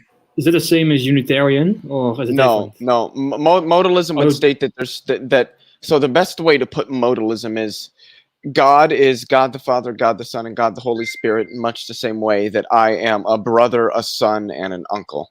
All right. One person. I'm one person with three different modes. Yeah, and the thing is that in a sense, this still fulfills the three persons consubstantial with one another definition that's given traditionally. There are ways you can argue. One of the weakest objections to this is like, well, then that means that Jesus was praying in himself. I'm like, it's a literary device, like he's struggling, he's internal struggle. Yes. I mean, I don't know how. I don't know, but I tried so hard to get the standard Trinitarian view of three persons and one substance or one being to work. I just can't. Every time I failed, I tried so hard. I really did, James. Yeah, it was the concept of three persons that were separate, but but think about it, Leo. You're falling into the language trap. You're falling into a language trap because your conception of person is based solely on you conceiving yourself as a person as you go through the universe. So think about the paradigm that you're having to express that in. My conception of person is an agent, like something possessing personhood. Conscious individual. Like it to me, I'm a naturalist. But what I'm saying is, I think there are non-physical persons, but there could be. I don't know. I don't think there are, but you don't think AI is possible? Trying to add AGI. God. Is AGI possible? Is what? Did you say AGI? Yeah, like can we make an artificial intelligence? We've already made artificial intelligence. I mean AI. We make a sentient, conscious agent that's AI. has perceivable free will, like a person. Siri wants things. So, like in theory, could we have a robot that is its own person? I think it's possible. Whether humans do it or are capable of doing it, I don't know, but I think it's possible. I mean, if you created an agent that was advanced enough to have those kinds of experiences about physical reality, such that it could form opinions and beliefs and desires, in what way would it not be a person? And I don't see. I guess I would need to see an argument for how we could restrict physicality to preventing that from happening. Not that you're necessarily making that claim. I've got an argument. Yeah, well, hard problem.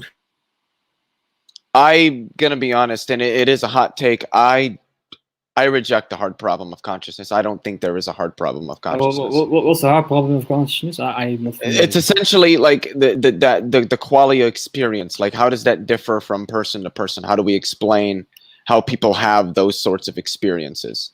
Why does anything have it's much deeper than that, Leo. Well, I mean, yeah, it's much deeper than that, but giving just an overall generalization of what it is without, going down each of the God knows how many thousands of different, rabbit trails you could go down with the hard problem. I was just kind of giving a generalized statement of what it is. The thing about Mary's room, like Mary's. It's somewhat related, but I mean, the hard problem is saying, hey, like, given my neurological state and the way that it is, I have this qualitative state green. Now, why is it that I have a qualitative state of green rather than a qualitative state of red? That's basically the hard problem. Well, that would just be because those are two different things that you experience. Yeah, but the physical reference would be different for what is green and what is red, so you wouldn't be expected to experience them the same. It's not like the green or red, it comes before your experience of it. That's what we call the particular experience of different electromagnetic wavelengths that we can perceive. Also, I think that's also an interesting phenomenon. Like, I don't know if you're familiar with V.S. Ramachandran, like a neuroscientist. What was the name again? V.S. Ramachandran. Why does that sound vaguely familiar? I probably don't know who that is. He's a neuroscientist. Like he has treated the split brain patient and also phantom limb patients. Mm-hmm.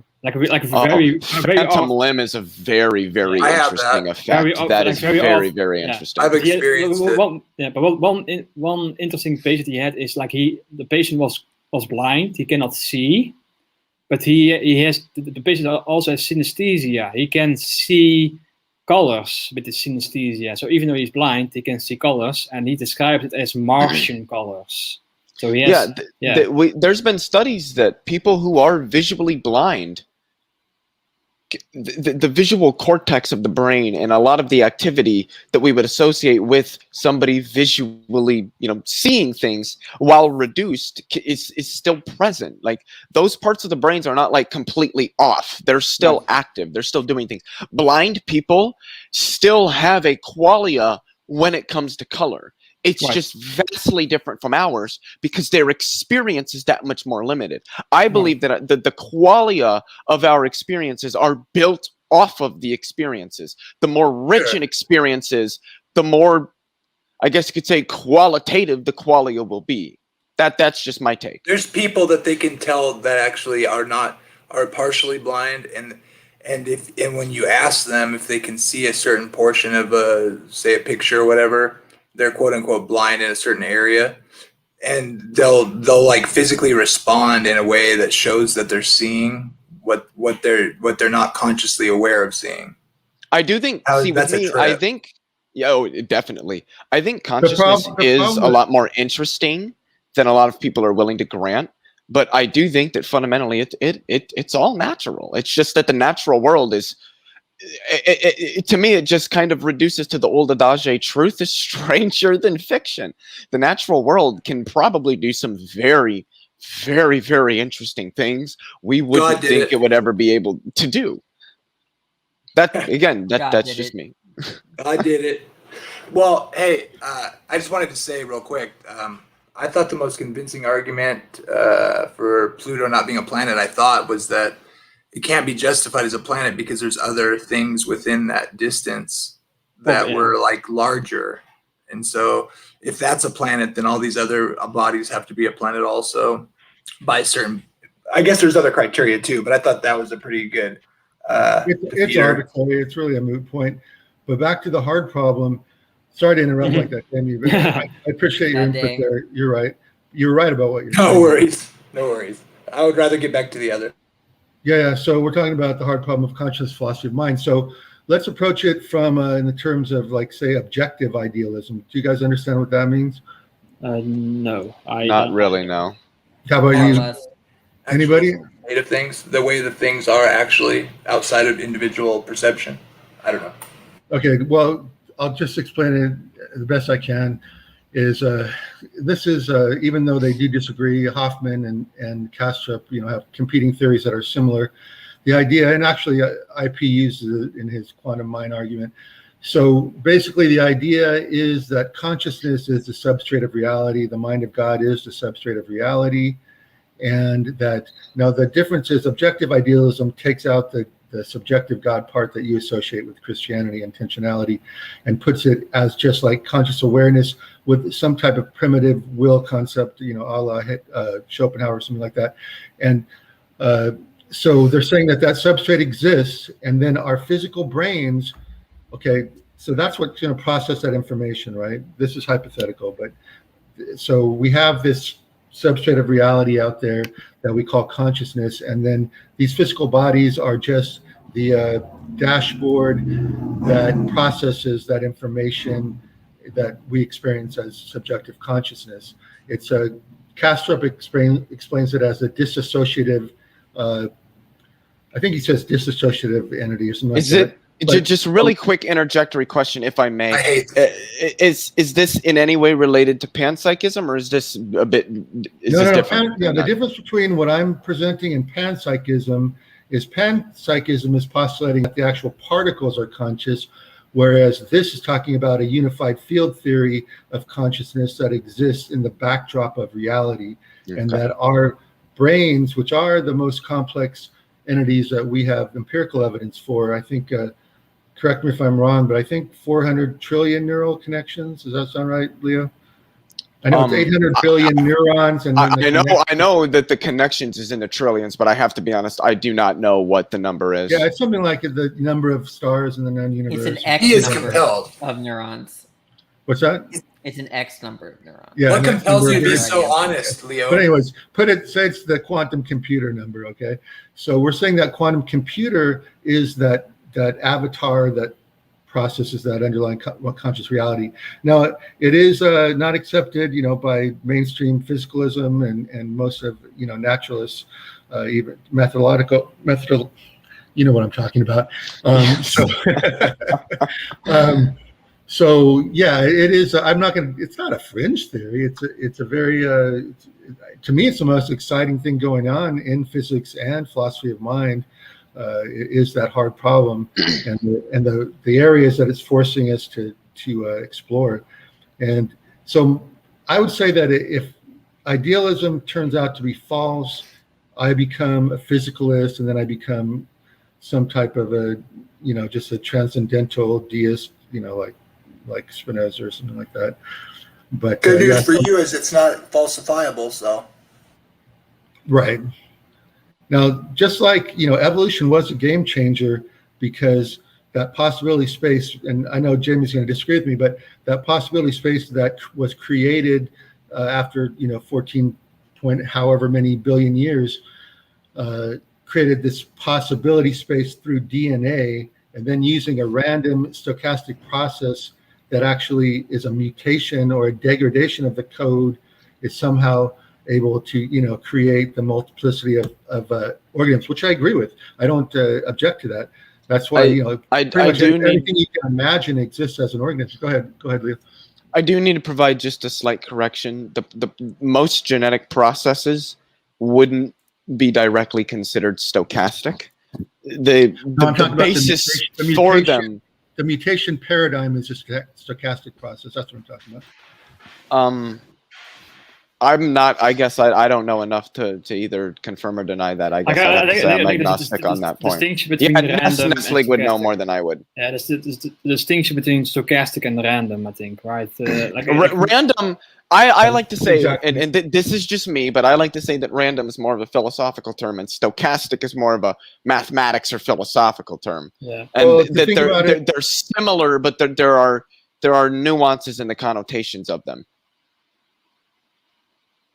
Think about it in terms of Shannon information theory, and so that's basically think of it as static on your television, and then the stochastic process is that interface of chemicals that creates the DNA that has structure, not only structure but determined structure, and the interface of those two create that stochastic process. That's the difference between that and pure randomness. It's not just flipping a coin.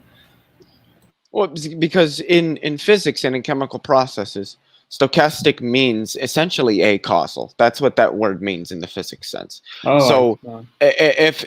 If somebody says, like, within the realm of physics or chemistry, that, well, this is a stochastic process, what they're meaning is the process is acausal, that there are no sufficient conditions for the production of this effect. It happens because there's some statistical likelihood that it can. You can't determine when or where, but all you know is that it will at some point. That's essentially what stochastic means in physics and chemistry.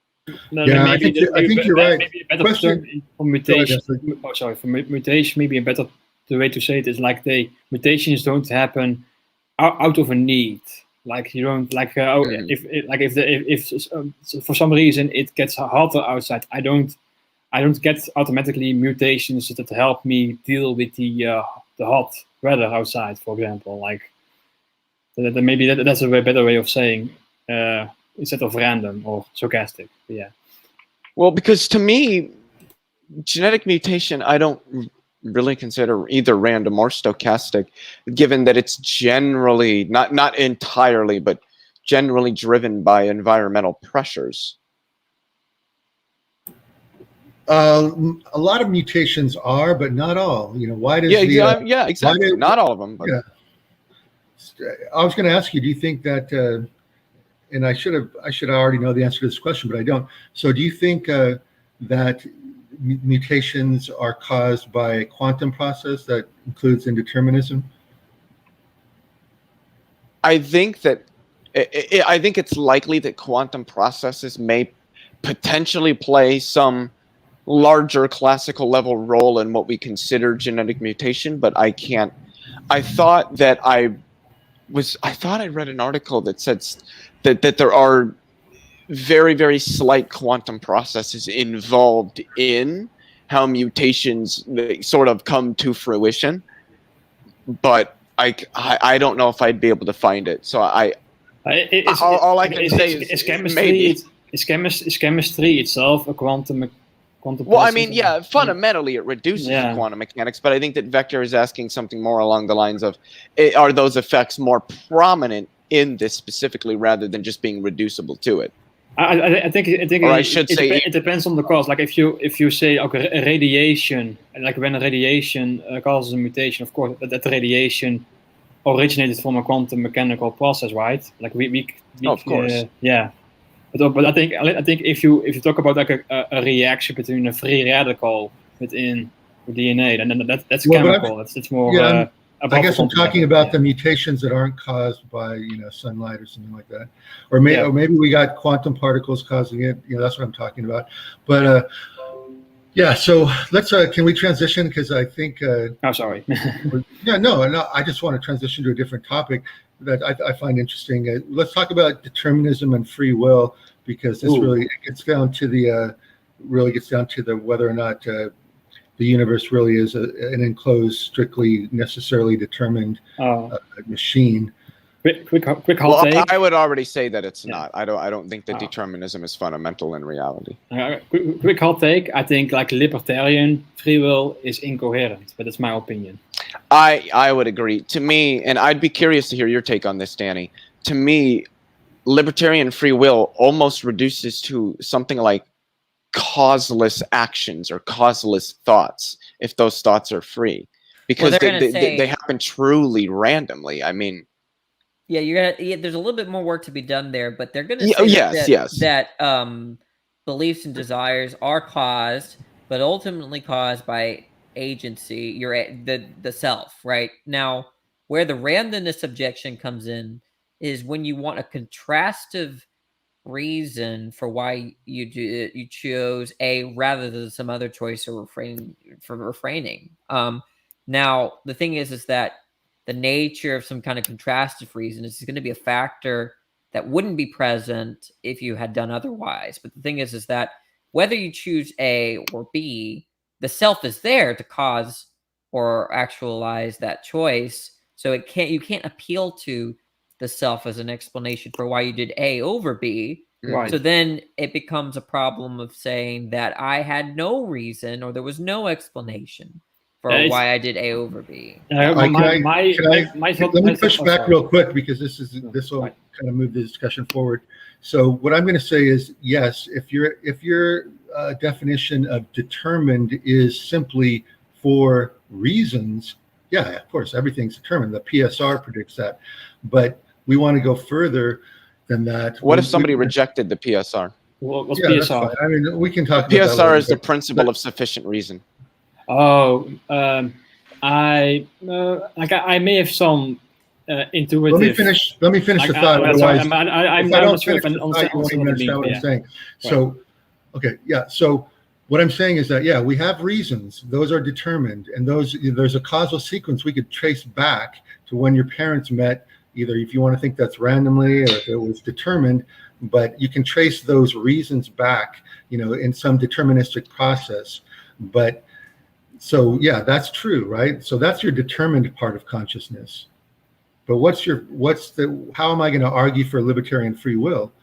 How I'm going to argue that is, I'm going to say that there are like an infinite number of counterfactuals that I can choose from, and that my conscious state of intentionality in my quantum computer is able to freely choose based on those reasons. That's compatible on what with it desires.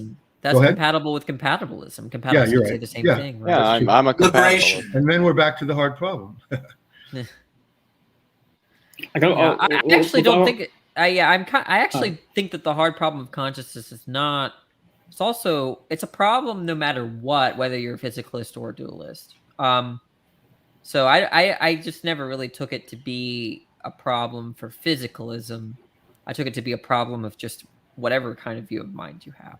Hey, I don't mean to like try to distract viewers from your channel, Danny, but I just got to notice that Ben Watkins and Trent Horn are going to mix it up on capturing Christianity. Yeah, so I got that notification here. too. I think that might be interesting, but pleasure to meet all you guys.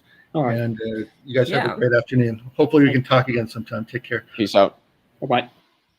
What I was thinking about, or when I was thinking about the libertarian free will argument, like I was thinking like, okay, in order to have free will, your decisions have to be undetermined, but then in order to have free will, you also have to determine those decisions yourself. Like it becomes like a self-contradiction. No, well, look, their view is a little bit more nuanced, I think. It's that on their view, it's that your choices have no external antecedent condition. So the idea is that your beliefs can cause other beliefs, and your desires can cause all of their desires, but that wouldn't be deterministic because that's all within the system of your agency.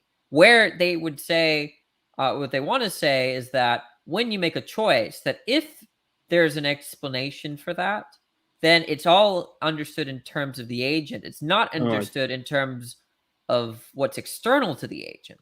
Would it also mean like, oh, if I place my hand on a hot stove and that causes like a reaction to like from my hand to my brain, and then say, oh, it really hurts. Do I make a decision to like when I pull my hand off the stove? Did I make the decision like free will by that free will, libertarian free will, or is it? Yeah. Is it external to me? External, yeah. Yeah. So this is a good question. So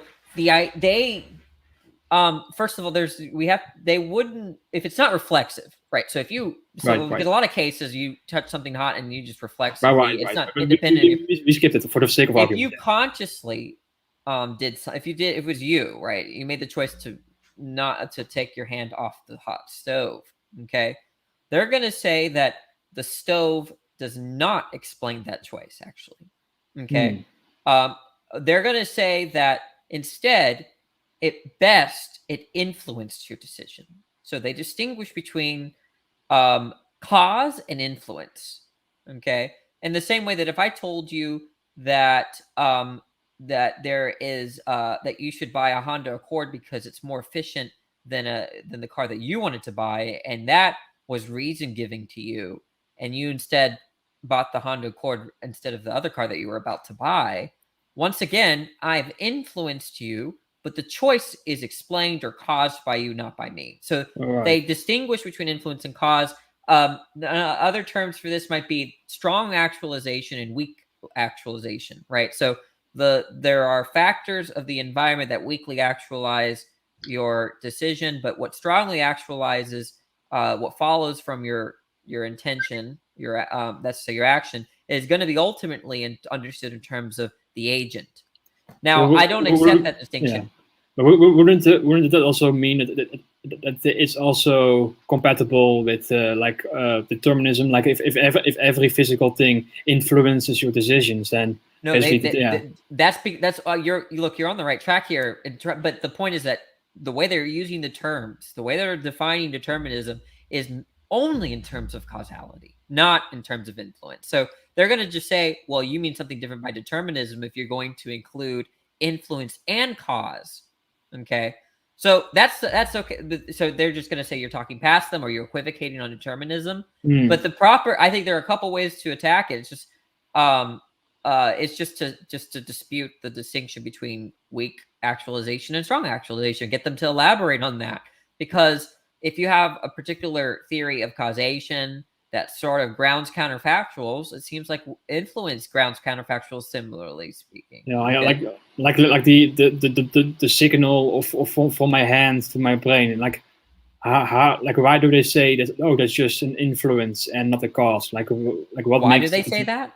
Yeah, because what that did for you is provided at best it provided a reason to take your hand off the stove. But in terms of why that reason rationalized your action as opposed to another reason, that's not going to be understood in terms of the stove. Okay. Well, isn't that obvious that it's the buck stops with the agent in the mind of the agent, because there's no physical determinism going on there in the sense that it's directly a cause. I mean, direct, like physical cause, or seems like the. Sorry to interrupt you. It's true. No, so it's true that when. Well, I think what you're saying is something like, given the ontological difference between mind and material, in terms of when we're trying to understand choices, wouldn't it just bottom out in terms of a mental fact rather than a material fact? Is that kind of what you're saying? That's exactly articulating what I meant to say. Thank you. Yeah, and that should blow Leo Filius away. Like, how does a mind interact with the physical world and determine things to happen? If you really think about it, it's kind of trippy. Or maybe I'm just retarded. Because a mind is a physical thing. It just emerges from physical processes. Okay, before you and Leo discuss, I wanted to address exactly what you said.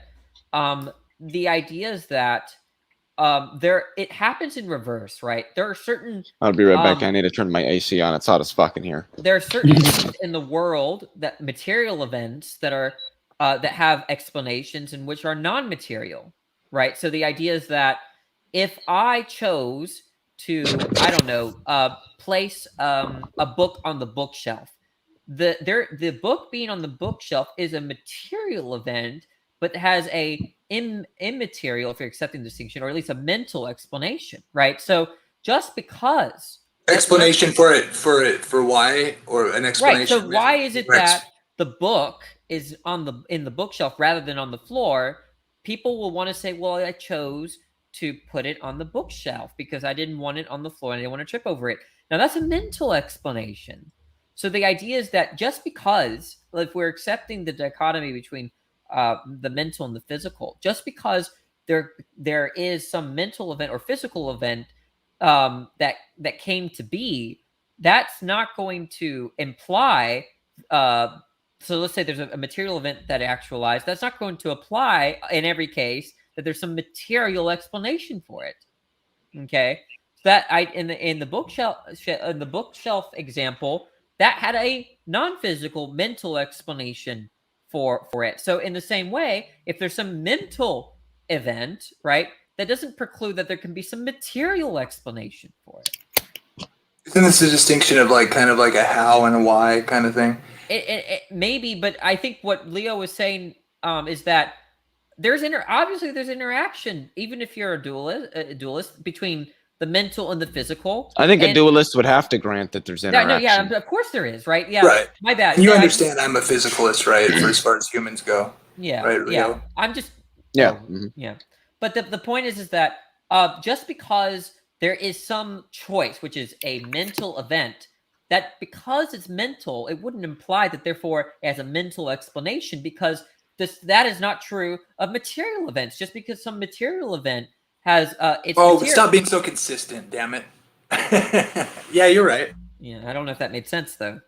Yeah, I think so. By the way, just really quickly to LPP in the chat. I don't know. Nobody said anything to me. I did. Man, dude, I'm a mushroom. They keep me in the dark and feed me shit. So, John, you got some explaining to do because got some splaining to do. Because agnostics are absolutely decent, honest folk. And you're trying to wait, hold on. Do I need to set up a discussion between LPP and Steve McRae? Because I will fucking do it. I will fucking do it. I think John's on the same page. This must have been old John when he was trying to push Danny into being a atheist. I think he just wanted an opponent. Look, be honest. He wasn't pushing me. He just made he was talking to one of my good friends, Detroyer, and he not Leo, LPP. John. Who was talking to Detroyer? Detroyer, right? And is this recorded? Detroyer, yes, it's on Modern Where? Day Debate. It's on Modern Day Debate. Wait, did I see that? What was the topic? I'm sorry for these questions. What was the topic? I forgot, but you could just look for all of John's debates. Look for a maple leaf on the cover. Okay, that's Detroiter's icon. Anyways, right on. John was saying basically that agnostics are pussies. I don't think he used that exact phrasing. He did not. Look, I'm not. He did not use that phrasing. I'm just paraphrasing for. Okay, and I heard that. I'm like, okay, well, I guess I'm not a pussy, so I'm not an agnostic, right? When I went on John's stream, so I was prepared to defend atheism, but the idea is that I had identified myself as an agnostic because I don't like the cultural connotations of atheist, especially amongst Christians. When a Christian hears that you're an atheist, they tend to get more defensive, and they don't hear you out as often. Isn't that a them problem? Sure, maybe you can call it a them problem. The point is that I feel like I can get better through to some Christians if I just say, hey, look, there's probably a concept of God that I could accept. When I do take that position, okay, there's probably some concept of God that's coherent, and let's work through it, that kind of thing. If I just come as an atheist, they think that I don't believe that usually. So it's not totally dishonest for me to do that. Okay, John, so you debated this guy named Detroiter, and he was an agnostic, and I think you're ripping on him for being an agnostic, and that's where I got it from. I don't know. Detroiter, that's a pretty sweet name, actually. Detroiter, yeah. I think his name is Troy. Like Destroyer, right? Dirt.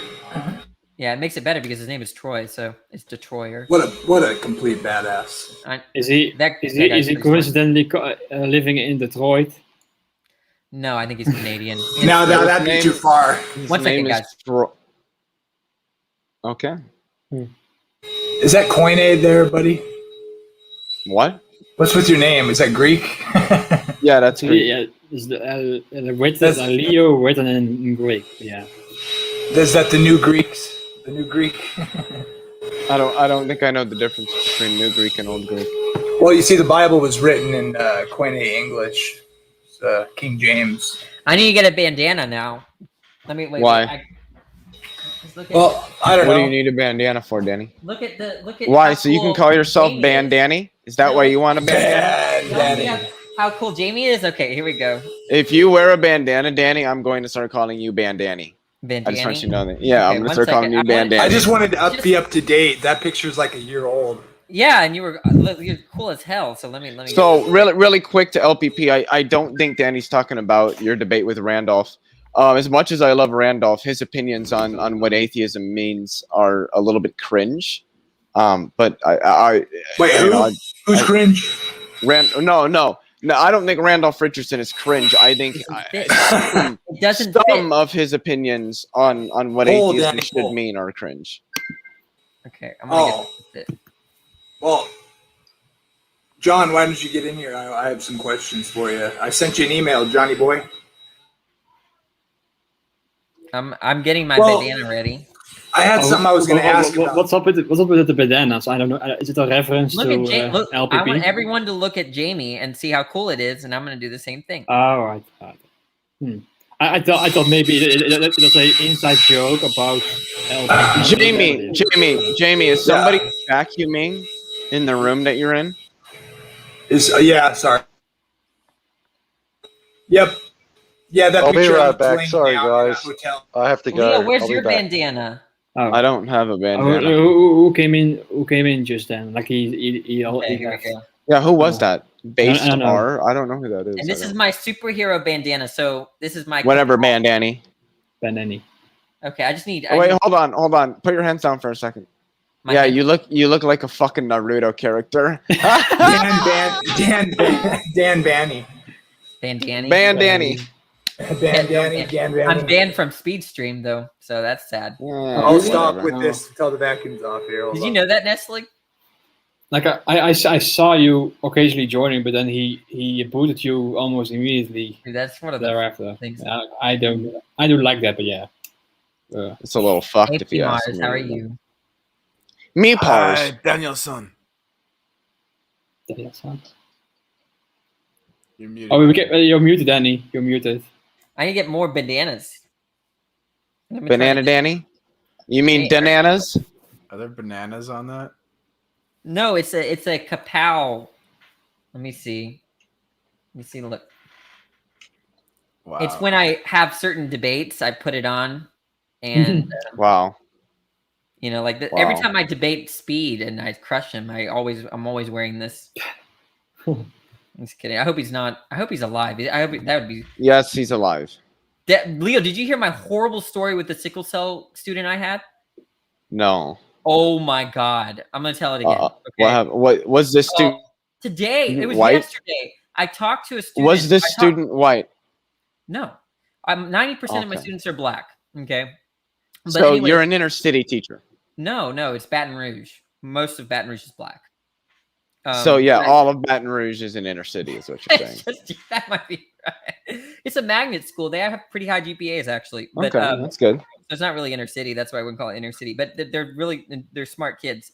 Not that I'm not pulling a Joe Biden here. I know what you're talking. Yes, I know. I know.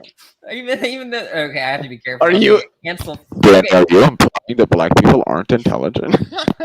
Okay. Anyways, so this is a horrible story. I always talk about sickle cell anemia. I always do every year. Okay, like the last 5 years I teach because the state loves to put that shit on science tests. Okay. So, but this is the 1 year I decide to look at the kid in front of me and say, after saying that people with sickle cell have a life expectancy between like 32 and 40, something like that. I looked at the kid in front of me and I asked, well, imagine if you were told that you only had, 15 more years to live. How would you feel? And he had sickle cell anemia, didn't he? I have sickle cell anemia. And that's terrible. Not only that, he said, they never told me that. Wow. That's fucked up. Anyway, I gotta catch this car real quick. Let me. Horrified. I was horrified. Oh my gosh. This is what the atheists do. They ruin kids' brains. I know Christian would have never done that. Oh my God. It was horrible. And the same day, I was trying to explain what hypertension was. Okay. I think Leo is not listening. I think Leo is not listening now. No, it's fine. I'm talking. I guess. But Leo was white people would call him racist for that last time. I don't know what this means. Well, what is LPP now saying? Leo was white. I can't get my hair right. I need a. But I'm muted. The was in the statement that LPP just said was supposed to be a different word, and I don't know. Was supposed to be wishes. White people would call him racist for that last statement. I think he meant to say Leo would call white people racist. He's gonna have to elucidate a little bit. But Danny, that's a little fucked up, buddy. That was okay, that's but fucked up. I hope Titan is right. But I actually thought with treatment there was still no. Yeah. So he was saying that they never told him that his life expectancy is less. Right. He didn't know. And then oh my gosh, it was so bad. And here's this little white boy telling this I know. And then he was like, but then he took it really well. But then good. But I guess my theory is that he thinks like 40 is like really old or something. Like, that's his parents' age. That's like you can die. It's okay to die then. Or something like that, but I don't know. I could not think that way. So Hell well. No one really dies.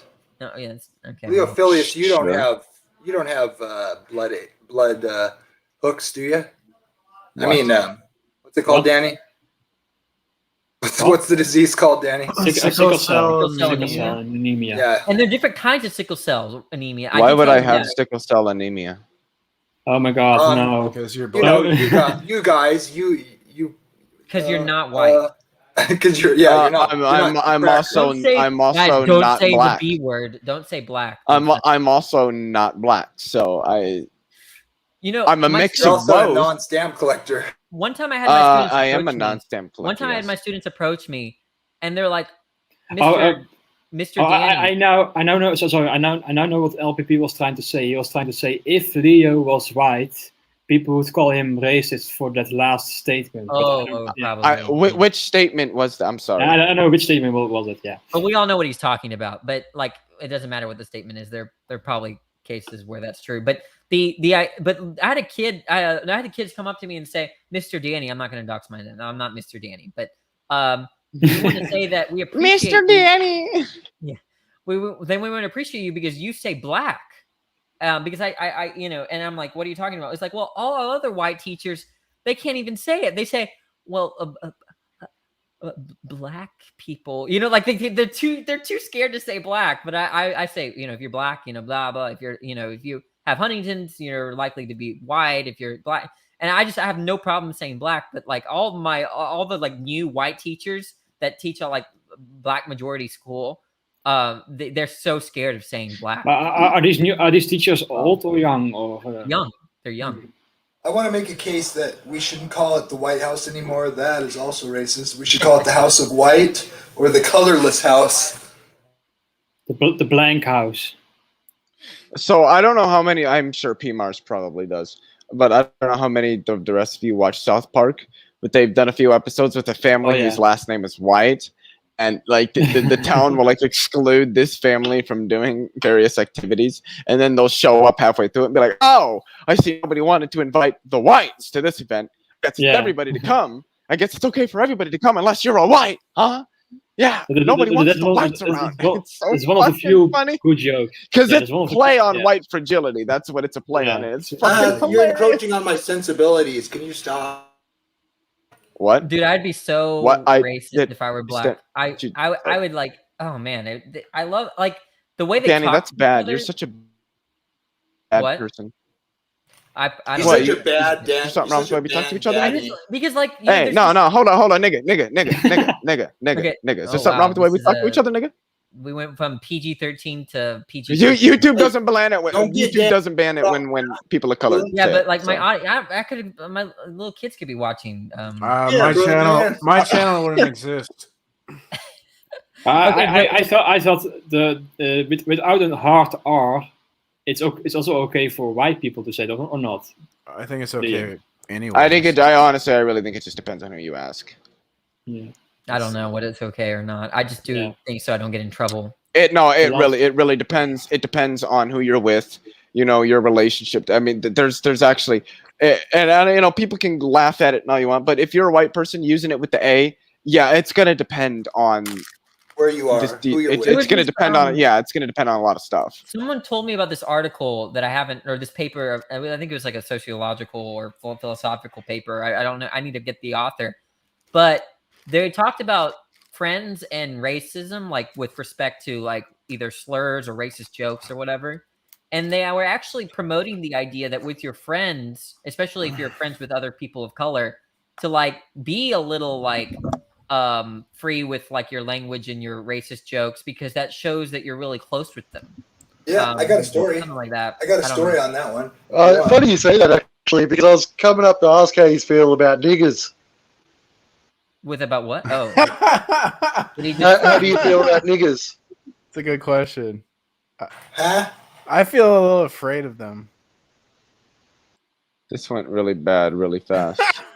So, I lived with my bandmates out of high school, and like somebody just started throwing around that kind of language, right? When we were just like playing, I forget. I think it was one of the football games, back. Is it just me or is Jamie roboting? Am I? A tiny bit. Not much for me. Sorry, Danny. Go ahead. Oh, Danny's muted. But I want to interject for a moment. LPP has clarified what statement he meant by Leo. Like Leo said, the inner city. And you're muted. Oh, you fuck. No, he's not. And Danny is muted now. Danny is muted. Oh, Danny's muted. Yeah, but I'm not talking. Also, Leo is frozen. The thing is, inner city is. Now Leo's robot. Now Leo's robot. Leo is roboting. Leo, you're frozen.